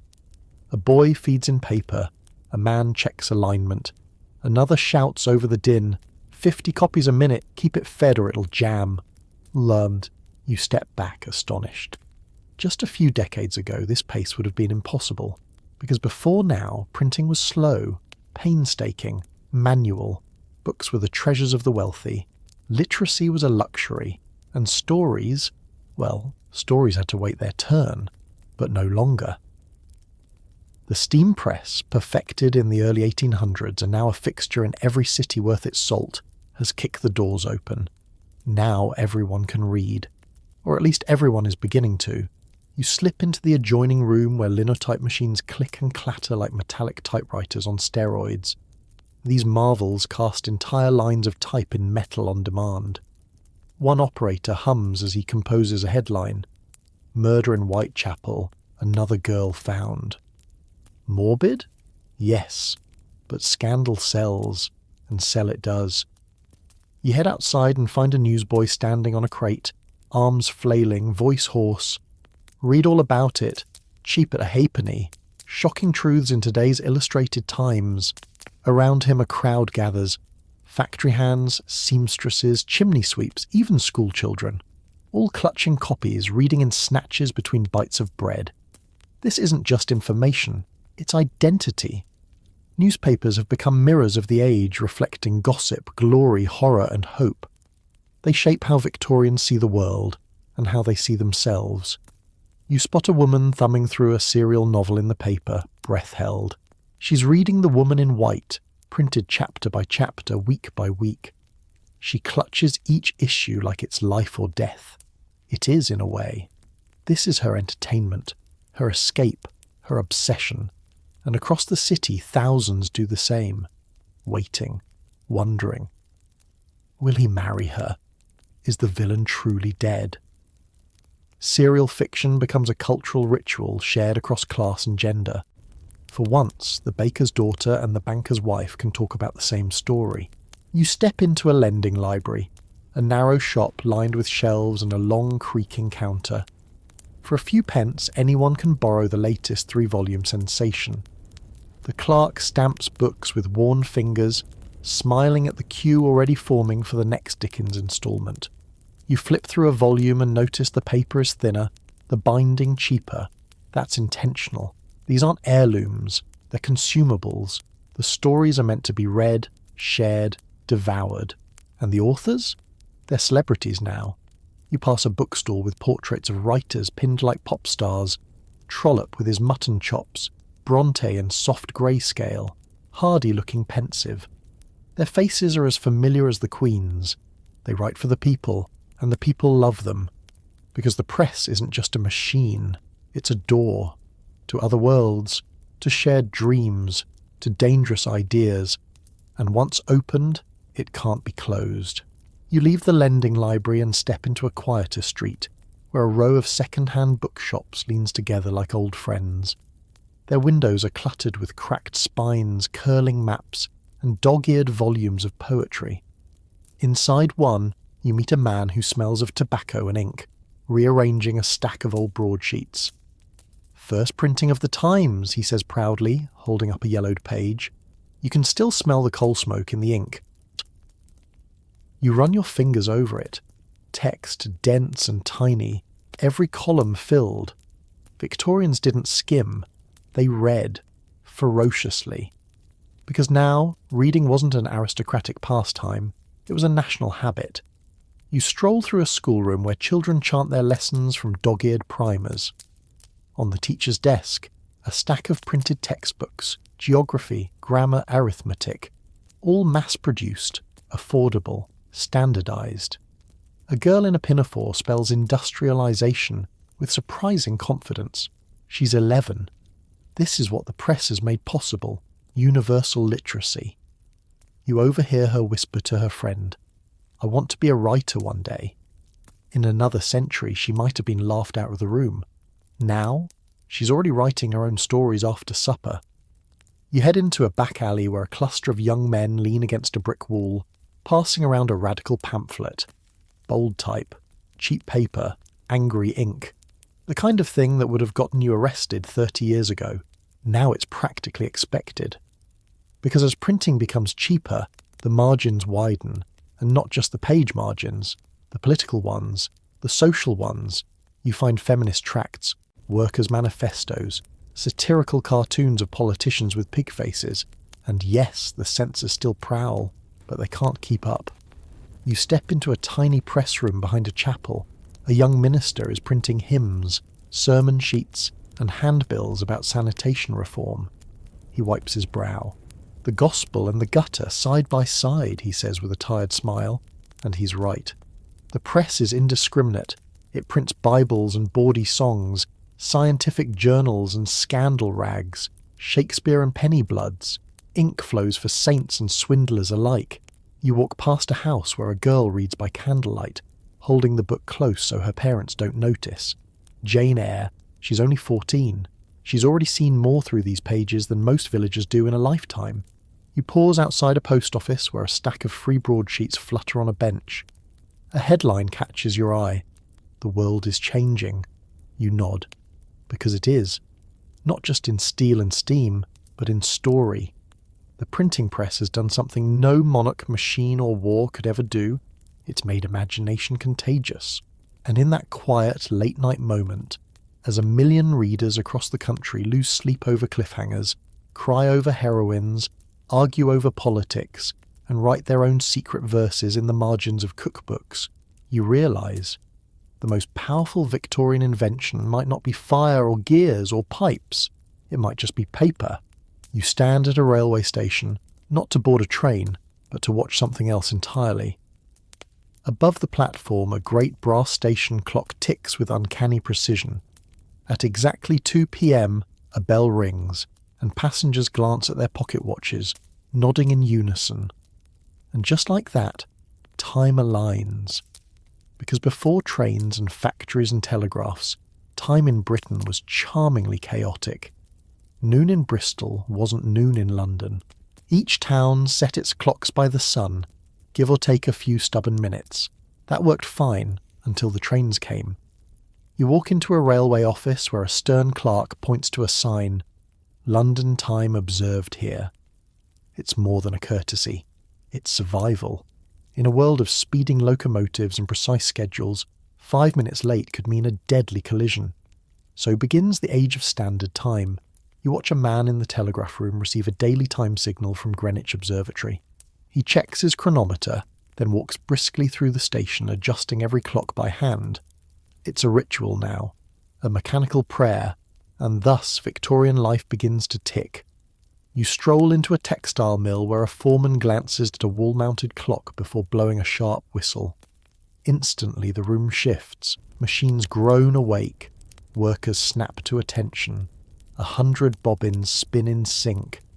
Time is no longer measured in sunrises or seasons, it's measured in shifts. You pass a girl at a loom, her hair tied back, fingers moving to a rhythm not her own. She doesn't stop until the whistle shrieks again. Lunch, 28 minutes, then back. No more, no less. This is the tyranny of the clock, and no one escapes it. Outside, in a middle-class home, a woman winds the mantelpiece clock each night. Not for beauty, but for order. Breakfast at 8, chores by 9, guests at 4, supper at 6, letters sent before the last post at 7:30 sharp. You peek into a classroom where children chant the hours of the day like scripture. A time for work, a time for rest, a time for school, and all the rest. Even sleep becomes scheduled. You speak with a railway worker who shows you his pocket watch, a gift from the company. "Dropped it once," he says. "Cost me a half-day's pay to fix it." He's not complaining. That watch is his lifeline, his honour, his alarm. Everywhere you go, you hear it. Tick, tick, tick. The heartbeat of the modern world. At the post office, parcels are sorted by time zone. At the bank, ledgers balance by the minute. In factories, men are fined for being 60 seconds late. You see a mother slap her son's wrist for dawdling and hiss, "You'll miss your moment." Moments now matter. And so, a strange shift occurs. People stop asking, "Is it morning?" They start asking, "What time is it exactly?" Because now, your worth, your wage, your place in society, all measured in hours, minutes, seconds. The sun no longer rules, the clock does. You leave the station and walk through a neighbourhood that moves to the beat of bells. A factory bell, a church bell, a school bell. Each one signals a different kind of obligation, but they all do the same thing. They divide the day. You pass a bakery where the ovens are fired at precisely 4:30 a.m, and the first loaves appear in windows by 6 o'clock. The shop assistant tells you, people want their bread warm but not late. He points to a wall clock with a cracked face and a pendulum that swings like a metronome. We live by it, even when it lies. You step into a watchmaker's shop next, the air filled with the ticking of a dozen clocks in varying states of disrepair. Gilded carriage clocks, pocket watches with initials engraved, timepieces passed down, wound up, kept alive. The watchmaker is hunched over a tiny escapement wheel, squinting through a monocle. "Used to fix for gentlemen only," he mutters. "Now I fix for clerks, cooks, conductors. Everyone needs a watch these days." Because now timekeeping is democratized. No longer a luxury for astronomers and naval captains, the humble watch becomes a tool of the working class. A badge of punctuality, a token of employment, and yes, of pressure. You walk into a modest home where a mother hangs a kitchen timer shaped like an egg. It ticks softly as her stew simmers. 25 minutes, not a second more, she says, lifting the lid. The meal must be ready before father gets home, or the evening schedule collapses. Dinner, homework, baths, bed. If one part slips, the rest unravels. Time, once fluid, has become a machine, and people must keep up or be left behind. In a park, you pass a bench where two old men argue over the railway timetable, fingers jabbing at minute marks like military orders. You've read it wrong. Manchester's arrival is at 14 past, not 17. They laugh, but not kindly. Even children feel the squeeze. At a newly built public school, a bell rings every 42 minutes. One subject ends, another begins. Arithmetic to geography to penmanship, all governed by precision. You glance at the clock in the hallway. Its hands creep forward like the tide, unrelenting. But not everyone marches willingly. You meet a poet in a pub who slams his tankard down and growls. Time's the newest tyrant. You used to feel your days. Now they slice them up and sell them back in hours. He mutters something about Keats and missing the stars. He's not alone. Across the city, the rise of clocks births a new kind of rebellion. Romanticism, nostalgia for the pre-industrial world where time was guided by light, weather, and instinct. Artists, dreamers, and the very poor cling to these fragments. A shepherd outside the city still sets his day by the dew on the grass. A farmer's wife says she doesn't trust watches. They lie in your pocket, and in quiet corners of parks and parlours, people still sit in silence and simply watch the shadows move. But even those shadows now move beneath the face of a clock tower. As you gaze up at Big Ben, standing sentinel over the city, its massive hands turning with quiet authority, you realise something else. Time has become public. It ticks in towers. It chimes across rooftops. It governs factories, dinners, births, and even death. Victorian inventions gave people speed, light, knowledge, and comfort. But they also gave them the one thing they can never take back. The clock runs, and so must you. You're walking through a dark alley in London now. Not the sinister kind, but one that feels quiet and watchful. The lamps above are different tonight. No flame, no flicker. Just a white glow, steady and unnatural, humming faintly in the drizzle. You pause beneath one of them and squint upward. It's not gas, it's not oil, it's electric. And that hum, that's the sound of the future arriving. The Victorians didn't invent electricity, but they sure learned how to harness it. In the beginning, it was a curiosity, something for university lectures and magic shows. But by the 1870s and 80s, electricity begins sneaking into daily life, first in grand places, then in ordinary ones. You follow the glow into a theatre. Inside, the stage is lit with arc lamps, each one casting a light so sharp it cuts through the smoke. The audience murmurs. They're used to the flicker of gas jets, the smell of soot, the soft orange haze. But this is daylight at night. You overhear a man in the row behind you whisper, "It's too bright. You can see the makeup cracks." His companion leans in and replies, "Yes, and the fake jewels too." That's electricity for you. It reveals things. Behind the scenes, stagehands adjust cables and transformers, sweating nervously. A single wrong move could fry the system, or themselves. These early systems are volatile, but they're irresistible. You slip out of the theatre and into the back streets where an electric tram rattles past, sparks dancing above it like fireflies in a fight. It screeches to a stop and passengers hop off briskly. No horses, no manure, just metal on rails and that high-pitched whine of power. Transportation is changing. Again. You climb aboard the next one and the conductor nods. Faster, smoother, cheaper, he says proudly, ringing the bell. And it doesn't bite. He points to an old scar on his forearm. Horse cart. 1881. Even now, only a few lines are electrified. Most carriages still clatter under hooves, but the transition has begun. You disembark near a department store glowing like a lantern. The windows shimmer with electric bulbs, tiny glass orbs glowing like captured stars. A woman presses her hands to the glass, entranced. No soot, she murmurs, not even warm. You step inside and feel the difference immediately. No gas fumes, no smoky ceilings. Just clean, cool light, steady and silent. It doesn't flicker, it doesn't hiss, it just is. Upstairs, a salesman gives a demonstration. He flips a switch and a lamp turns on.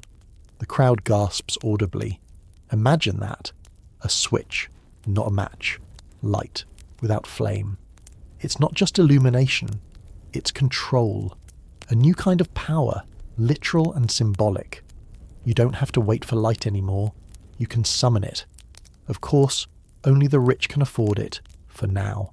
You walk through Mayfair, past homes glowing with these quiet new lamps. But turn a corner into Whitechapel, and it's back to gaslight, or none at all. Electricity still obeys the rules of class, travelling first through mansions and concert halls, then only slowly into the streets. But the vision is clear.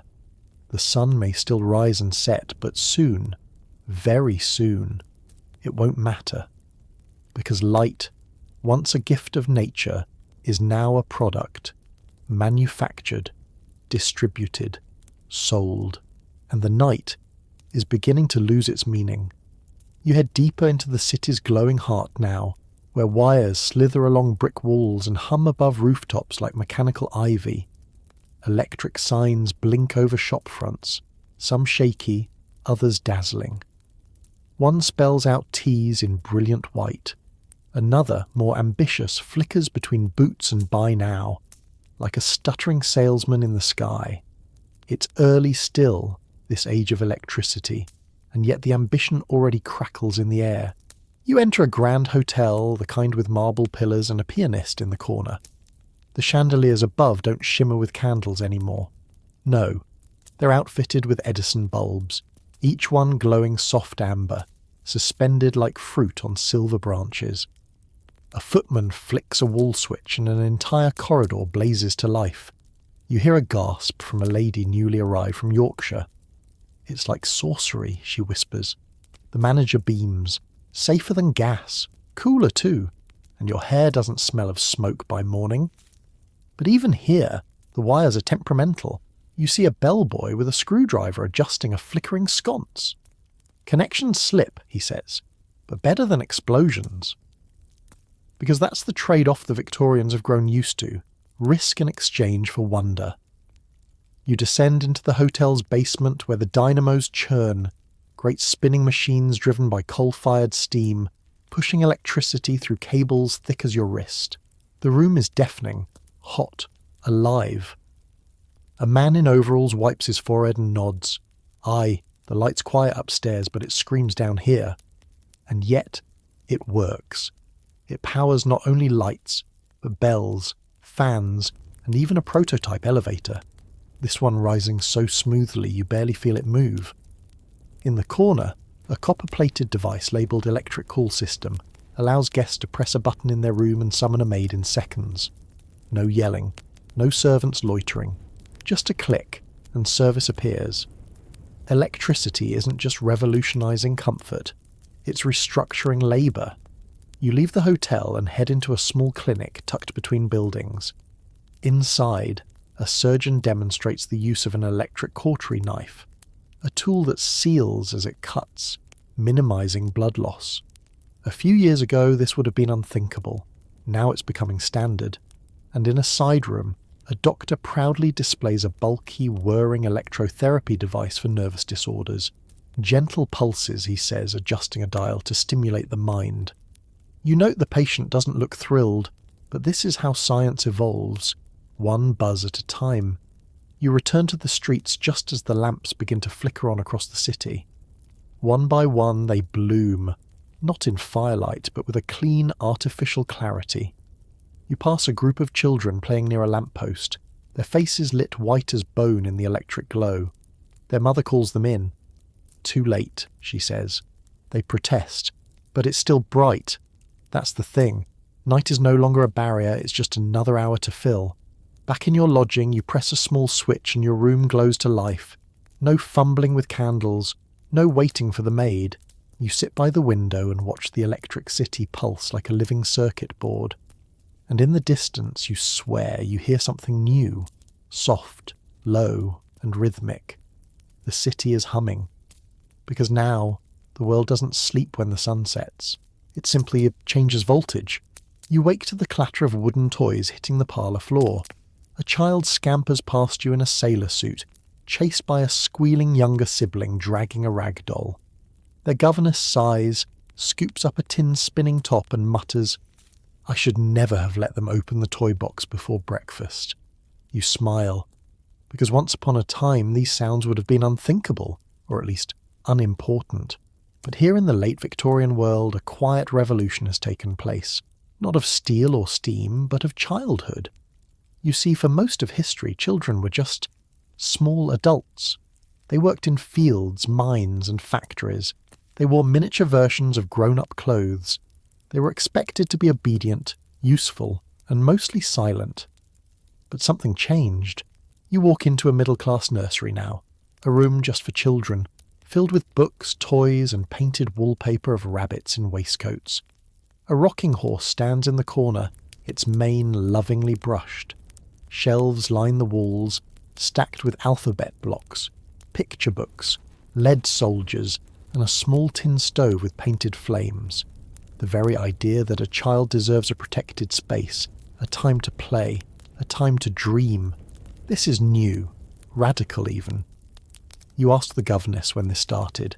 She smiles knowingly. "It's the Queen," she says, "and her brood of 9. People saw her cooing over them, painting watercolours and keeping them home from court, and suddenly it was fashionable to love your children openly." You nod. It's true.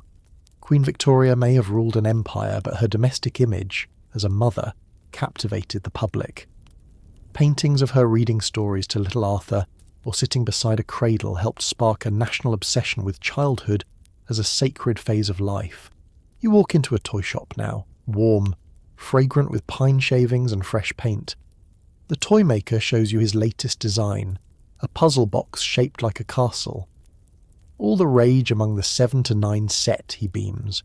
There are age categories now, developmental stages, books telling parents exactly what toys are stimulating but not overexciting, moral but not dull, imaginative but not rebellious. You glance at a shelf of dolls, some dressed like nurses and teachers, others like mothers. A label reads, "For girls who care." Next to it, a box of miniature rifles and cannonballs, "For brave boys." The gender roles are coded in ink and wood, but the underlying message is clear. Play is now preparation. Still, it's better than a coal cart. You walk through a public park where children run freely, chasing hoops, flying kites, playing elaborate games of make-believe. A boy dressed as a knight shouts, "You shall not pass," before collapsing in giggles. His sister responds with a wooden sword and a very convincing growl. Their nanny reads a book on a bench nearby, barely watching, because this is the first generation allowed to be silly, allowed to imagine, allowed to play, not because they're lazy, but because they're children. You head toward the public library, passing a school playground where the bell is just rung for recess. Children spill out in bursts of laughter, their uniforms rumpled and knees already dirty. A group of girls chants a skipping rhyme, something about Queen Victoria and a polka-dotted cat, while a circle of boys debates whether it's better to be a pirate or a policeman. It's noisy, yes, but it's joyful, and more importantly, it's protected. Because thanks to a growing chorus of reformers, childhood in the Victorian era is no longer treated as a waiting room for adulthood. It's a season in its own right, brief, delicate, and deserving of care. You duck into the children's reading room at the library, where low tables are stacked with illustrated books. Not dull sermons in verse or dry moral tales, but stories of dragons, islands, and magical wardrobes. A librarian smiles as she hands a copy of The Water Babies to a small boy. "It's about transformation," she says softly, "and cleaning chimneys." The child wrinkles his nose. "I'd rather be a frog." You glance over his shoulder. The pages shimmer with fantastical images. This isn't just literature, it's an escape hatch. Because even as childhood is romanticised, the reality for many children remains harsh. Not every chimney sweep got a happy ending, but the public is shifting. Reformers like Lord Shaftesbury are pushing for child labour laws. Charities campaign for orphans and street urchins. Philanthropists build schools, bathhouses and playgrounds. You pass one such playground, a dusty square filled with donated toys and watched by a woman in a hat too fine for the neighbourhood. They need this, she tells you, a place to run, to shout, to forget. She lowers her voice. Some of them sleep in cellars, others sell matches. But here, for a moment, they're just children. Even in poorer homes you notice changes. A mother tells you she's bought her son a painted spinning top because he hasn't coughed this week. Another wraps a rag doll for her daughter's name day, whispering, "She's got her father's eyes. He'd want her to smile." You see it again and again, this fierce, quiet love, emerging from soot and hunger. And then there are the nurseries of the wealthy. You visit one in a Belgravia townhouse. Soft rugs, a governess in crisp grey, storybooks stacked like bricks. A chubby toddler claps at a mechanical monkey that flips when wound. It's adorable, yes, but it's also structured. Children here rise at 7, take porridge at 7:30, lessons at 8. Everything timed, politeness drilled, emotions curated. Even imagination is slotted between arithmetic and embroidery. You realise, not all childhoods are equal, but still, they exist. That alone is revolutionary, because in centuries past these same children would have been apprentices, brides or corpses. Now, they're dreamers and daydreamers. They're seen, they're named, they're protected, however unevenly. And that tin monkey, it tumbles again and again, its little cymbals clashing while the child squeals with delight. Because here, in this ever-industrialising world, even play becomes mechanised. But the giggle it sparks is entirely human, and that's what matters. You hear it before you see it. A shrill whistle slicing through the morning fog, followed by the clanging of a bell and the rhythmic clatter of iron wheels. You quicken your pace toward the noise, heart thumping like a telegraph tap. And there it is, a postal cart, pulled by a sweating horse, swerving to avoid a cab. The driver curses cheerfully and shouts, "Special delivery!" as he tosses a bundle of envelopes into the arms of a waiting clerk. You're just in time, because here in the Victorian era, the humble post is becoming the lifeline of modern life. You step into the nearest post office, a buzzing hive of motion. Clerks in waistcoats sort heaps of letters into narrow slots with dizzying speed. Ink stains their cuffs. Behind them a woman seals parcels with red wax and a practised flick of her wrist. The air smells of glue, dust and anticipation. Victorian communication is no longer a matter of waiting days, weeks or months for news to travel by ship or rider. Thanks to a growing network of trains, carriages and penny posts, the once inconceivable becomes routine. You send a letter in the morning and it arrives that same evening. You spot a sign proudly listing collection times, 7 times a day, even on Saturdays. And yes, for just a penny, a note can be whisked across London faster than most people can walk it. It's not just convenient, it's intimate. A schoolboy writes to his grandmother 3 towns away. A clerk sends a perfumed letter to his sweetheart. A worried mother pens a note to her son now working in a factory far from home. There's a sense that no one is ever quite out of reach. You meet a young postwoman, one of the first in her district. She adjusts her satchel and grins. Never thought I'd be riding a delivery bike through Kensington, dodging dogs and dukes, but here I am. You ask how people respond. They're hungry for it, she says. Even if it's just a line or two, makes them feel remembered. You follow her as she pedals on, stopping at a red postbox that looks freshly painted. The moment she opens it, a dozen envelopes tumble out like confetti. She laughs. "Midday rush," she says, stuffing them into her bag with irreverence. It's not just the post that's transforming, it's the very idea of distance. You walk into a telegraph office next, where the air hums with tension and excitement. A young operator taps out messages in Morse code, his fingers dancing across the keys. Behind him, a long wire stretches toward a device that clicks in rhythm, like a secret heartbeat. One man waits nervously with a telegram slip in hand. Another beams as he reads a reply from Calcutta. Father well, shipment delayed, love to all. Just 20 words, and yet it travelled across continents in minutes. You realise something strange. News is speeding up, but time is slowing down, at least emotionally. A lover no longer waits weeks for a reply. A businessman reacts to stock movements in near real time. A prime minister learns of a colonial crisis before the afternoon tea is cold. This new world is fragile, but it's thrilling. It's a world where one slip of paper can change your day, your plans, even your fate. You exit the telegraph office into a world suddenly strung together by wires, like a great spiderweb spun from copper and ambition. High above, thick lines stretch between rooftops, buzzing faintly in the air. It's not just London anymore that hums with messages, it's the empire, every continent, every colony, connected by dots and dashes. Even Queen Victoria herself once tapped out a message to President Buchanan across the newly laid transatlantic cable. A moment so profound that people wept just reading the transcript. Imagine it. England and America speaking instantly, across an ocean. But for most folks, it's the Daily Post that stirs the soul. You enter a small parlour where an elderly man in a smoking jacket leans forward eagerly as the maid brings in the evening delivery. His fingers tremble slightly as he unfolds a letter. You don't ask what it says. His expression, sudden softness, tells you everything. You peek over her shoulder into the kitchen, where the cook grins at her own letter. My cousin writes from Leeds, she tells you, flour dusting her cheeks. Says a Henry's grown 2 teeth and ruined 3 pies. She chuckles. That's family for you. Ruining pies. Letters don't just deliver facts, they deliver presence. You return to the streets and notice something odd.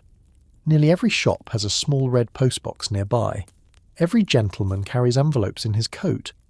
And every child seems to know what the clatter of the postman's boots on the stairs means.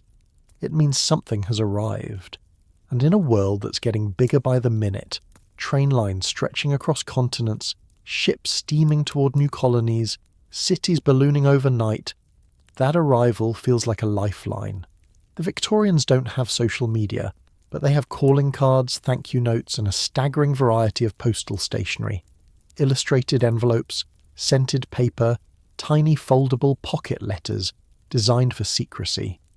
You even spot a man sealing a note with a wax stamp in the shape of a squirrel. Why? Because he can. Even emotion becomes a postal innovation.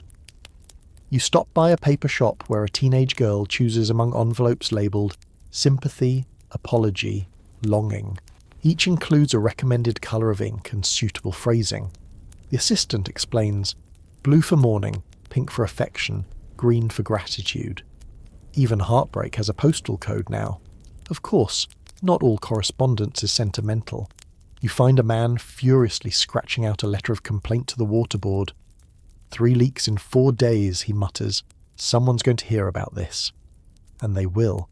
Because literacy is rising, education is spreading, and the ability to write is becoming just as essential as the ability to read. You walk past a row of townhouses where each door has a letterbox cut clean into the wood. Before long, postmen won't just deliver to the street corner, they'll bring news directly to your threshold. One last scene stays with you. A woman at her writing desk, bathed in lamplight. She's just finished a letter and folds it carefully, then seals it with wax and presses a ring into it. Her brow furrows. She opens the drawer, pulls out another sheet and starts again. Because in the Victorian world, letters are more than communication. They're memory, emotion, connection, sent out into the world with a whispered hope that someone somewhere will open the flap and smile. You stand at the corner of a quiet cobbled street and smell it before you see it. Warm yeast, crisp crust, a hint of coal smoke, and something else. Something sweet, sharp, and ever so slightly industrial. You follow your nose to the glass window of a bakery, where rows of loaves, buns, and curiously perfect tinned puddings are stacked like trophies. Behind the counter, a boy no older than 12 pulls out a tray of pre-sliced bread. Uniform, square, and suspiciously machine-like. You blink. Victorian food is being mass-produced. You step inside and the shopkeeper grins. Mechanical kneaders in the back, he boasts. No more aching elbows. And those tins, steam-sealed, keep for weeks. It's not just bakeries. The entire Victorian kitchen is undergoing a quiet revolution, one of appliances, packaging, and above all preservation. You wander into a bustling grocer's shop where shelves groan under an array of labelled jars. Pickled onions, preserved peaches, curried mutton, tinned beef, and even canned lobster from Nova Scotia. A smartly dressed woman points out her favourite, Bovril. You just add water, marrow in a bottle. You raise a brow, she smiles. When you've got 5 children and a lazy cook, you'll understand. It's easy to scoff, until you see how safe and predictable food is becoming. Gone are the days when milk curdled on the way home or meat spoiled by noon. Now there's ice delivery, refrigerated storage, and something called the reliable tin. You spot a pamphlet proclaiming, "No more bad oysters, just open and eat." The drawing shows a cheerful man picnicking confidently far from the coast. Of course, some are sceptical. You overhear a butcher mumbling, "All this canning. You don't know what's really inside. Could be rat meat for all I know." He thumps a freshly cleaved roast down and adds, "At least you can smell this?" You nod politely, but part of you knows he's losing ground, because the Victorian consumer is changing. She shops with a basket, yes, but also a timetable, a budget, a growing hunger for convenience. You spot a set of brass kitchen scales being sold next to a flyer for a gas-powered stove. The salesman explains, "No more coal dust, instant heat, a clean flame. You'll never scorch your custard again." You peek into a domestic kitchen where a cook uses a strange little device to grind coffee beans uniformly. "My master reads the Times while I wind it," she says. "Likes the aroma with his headlines." Even taste is industrialised. The kitchen shelf bears a tin of Cadbury's cocoa, a bottle of Lee & Perrin's Worcestershire sauce, and a jar labelled Chimical Tomato Ketchup. The housemaid gestures proudly. "Imported from America, sharp as vinegar and red as sin." You see it clearly now. Food is no longer just something grown or butchered. It's designed, processed, branded, and shipped. And people love it. You take a step back and realise just how far food has come in the Victorian world. In a single generation, the humble dinner has gone from something boiled over a smoky hearth to a curated event. Timed, portioned, plated, and increasingly packaged. You join a family at their dining table. The mother, in lace cuffs, rings a small bell, and the maid brings in potted shrimp on toast, followed by a beef pie, glistening with a shiny, suspiciously uniform crust. The father carves it with ceremony, but notes with amusement, "Mrs. Beeton's recipe." Doubt she ever touched a pie herself. You stifle a laugh. He's probably right. Because here she is, Mrs. Isabella Beeton, hovering invisibly over every Victorian meal. Her book of household management isn't just a cookbook, it's a manifesto, a domestic Bible, a guide for every middle-class woman on how to cook, clean, serve and smile while doing it. One of the daughters pipes up, "Mama says everything must be served hot at once and with grace." The mother adds softly, "Even if it came from a tin." That's the paradox. The ritual of refinement sitting atop a mountain of mechanical innovation. Tinned meats, bottled sauces, factory-made gelatin, everything neatly codified yet smuggled in from the modern world. You peek into the pantry, where an entire shelf is dedicated to food colourings and chemical preservatives, each bottle labelled like medicine. Carmine for sweets, sodium benzoate, pickle brine hash 4. The cook shrugs. It keeps things nice, looks better for guests. She gestures toward a cake iced with a green so vivid it might glow at night. And yet, despite the oddities, it works. Food is safer now, cleaner, less fatal. The newspapers used to report chalk in the bread, arsenic in the sweets, and lead in the cider. But thanks to new food safety acts and better labelling laws, those horrors are slowly retreating. You stop by a street vendor and buy a paper cone of hot roasted chestnuts. A boy beside you bites into one and says proudly, "Mum says I've got a strong belly. Ate a whole tin of salmon last week and didn't even burp." His friend smirks. "My uncle ate tinned rabbit. Said it tasted like socks." You chuckle, because taste is changing too. The Victorian palate is expanding through empire, trade and invention. Curry powders, chutneys and exotic fruits appear in homes that once barely knew pepper. A grocer tells you, "We sold 4 pineapples this week. That's more than all of last year." You visit a home where a cook is carefully steaming a pudding over a gas ring, using gelatin and condensed milk to make something new, something soft, sweet and shelf-stable. The mistress of the house whispers, "It's called blancmange. The French love it." You try a spoonful. It's oddly comforting, just like this entire food revolution. Because at its core, Victorian food innovation isn't about luxury. It's about access, feeding the growing middle class, nourishing the cities, making meals dependable, not glamorous, but dependable. And in a world of coal dust and cholera, that's no small gift. You stand at the edge of a quiet residential street, watching as a lamplighter in a tall hat extinguishes the last of the gas lamps, his long pole flicking expertly against the glass. The sun is rising now, weak and golden, casting soft halos on the damp cobbles. A milk cart creaks past. Somewhere, a factory whistle blows. It's morning in the Victorian world, and beneath this gentle scene lies something utterly transformative, the quiet hum of electric current. You follow a thin wire that snakes from the street lamp toward a nearby house and step inside. The foyer is dim, but a servant flips a small brass switch near the wall, and like magic, the room blooms into light. Not the flickering orange of gas, but steady, white, electric glow. You blink. You aren't alone. Because the Victorians are witnessing a shift so enormous it barely fits in the mind. The birth of electricity in everyday life. It starts small. A doorbell chiming politely. A telegraph tapping out news. But now electricity is coming home. You step into a parlour where a gramophone crackles to life. A family listens, enchanted, as a scratchy voice sings a ballad. "That's Caruso," the father says proudly. "Imported cylinder. Cost me a week's wages." The daughter whispers, "It sounds like he's here." In the kitchen, the cook shows off her newest marvel. A toaster. Not the metal frame by the fire kind. A proper electric version. Heats both sides, she says smugly, and doesn't burn the bread, unless you want it that way. Even the clock on the mantel is wired now, ticking in quiet defiance of winding keys and temperamental gears. You watch its second hand sweep smoothly, almost smugly.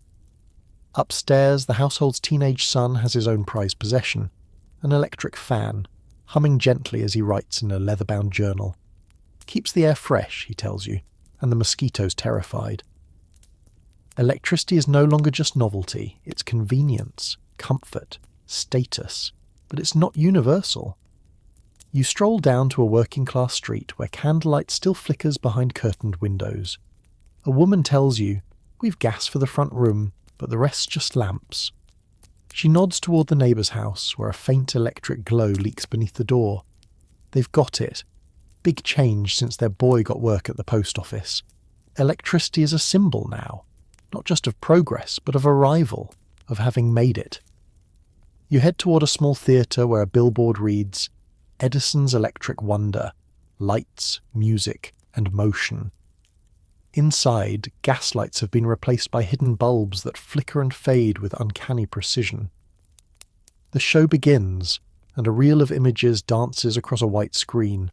A woman sneezing, a man kissing his hat, a train charging toward the audience. The crowd gasps and ducks, even though they know it's illusion. You feel it too, that thrill. Because here, in this little room lit by wires and imagination, the world suddenly seems boundless. You realise electricity isn't just a tool, it's a promise that the future is coming, faster than ever before. Back on the street, the world feels just a touch brighter. A factory looms in the distance, its windows glowing even before the sun fully rises. Inside, electric motors spin silently where steam once hissed. Workers file in, some yawning, others clutching mugs of sweet tea. Overhead, arc lights buzz faintly, bathing the floor in cold illumination. No soot, no smoke, just the whir of progress. You follow a delivery boy wheeling a heavy cart of spare light bulbs. Every home wants them now, he tells you. Even the baker's shop has one for the early risers. At a nearby printing press, you see another miracle. Electric typesetting. A burly man grins through inky fingers. 3 times faster than hand setting, he says, feeding a roll of paper through the humming machine. Used to take us a day to print the broadsheet. Now we do it by lunch. The paper rolls off hot with headlines. New electric line reaches Bristol, and doctors debate shocking new therapy. Yes, even medicine is playing with voltage. You visit a physician's office where a nervous woman sits strapped to a strange chair. A nurse attaches metal nodes to her temples. The doctor explains, low current, calms the nerves, helps with melancholy. He flips a switch and the patient shudders, just once, then breathes more evenly. You wince, but she smiles faintly. It's not the shock, it's the quiet after. Not everyone trusts it, though. An old woman in the market mutters, all this electricity, devil's lightning I call it. Her friend nods. The milk turned sour when they lit up the butcher's window, but still, the current flows into homes, into hospitals, into streets. Electric tramcars rattle past the horses, arc lamps make midnight feel like twilight, and rumours swirl of wireless signals, voices floating invisibly through the air. Magic? Science? No one can quite tell. You sit now in a modest drawing room. A maid lights the final lamp of the evening with a button. The family gathers round, marvelling at a flickering Edison bulb. The father leans forward and says softly, "It's like catching lightning in a bottle." The room falls silent, and in that hush, you realise what has truly changed in the Victorian world. Not just the gadgets, not even the pace of life, but the sense of possibility. You look back on all of it. The letter that arrived in hours, the washing machine that saved a housemaid's back, the canned stew eaten 100 miles from its cow, the glowing theatre screen that made strangers cry, the fan that kept a teenager's room cool while he dreamed up his future. And you know without doubt the future isn't coming anymore. It's here. You lean back now, as if settling into a deep feather-stuffed chair warmed by a flickering fire, and let the rush of it all wash over you. The clatter of the telegraph, the hiss of a gas stove, the hum of an early electric fan, all fade into a distant comforting murmur. You've walked through drawing rooms and factory floors, peeked into post boxes and pudding tins, and stood beneath lamplight powered by steam, gas, and wire. But what lingers most isn't the machines themselves. It's the people, those wide-eyed Victorians with inky fingers, scorched aprons, and soot-smeared cheeks, who looked at each curious invention not just as a tool, but as a doorway to something grander, something better. A faster letter meant a sooner reunion. A safer stove meant more time to rest. A glowing bulb meant the dark was no longer quite so frightening. All around them, everyday life was being reimagined, restructured, and rewired. Not just by grand men in top hats and laboratories, but by mothers in kitchens, clerks in shops, and curious children with jam on their chins, daring to press a switch just to see what happens. And in a way, you've been one of them tonight, wandering through a world caught between candlelight and current, between soot and circuitry, a world not so different from your own, where every quiet click or blink or buzz carries the echo of Victorian wonder. So, go ahead, take a long breath, let your muscles soften. The future can wait till morning. Tonight, you rest in the soft, flickering afterglow of invention.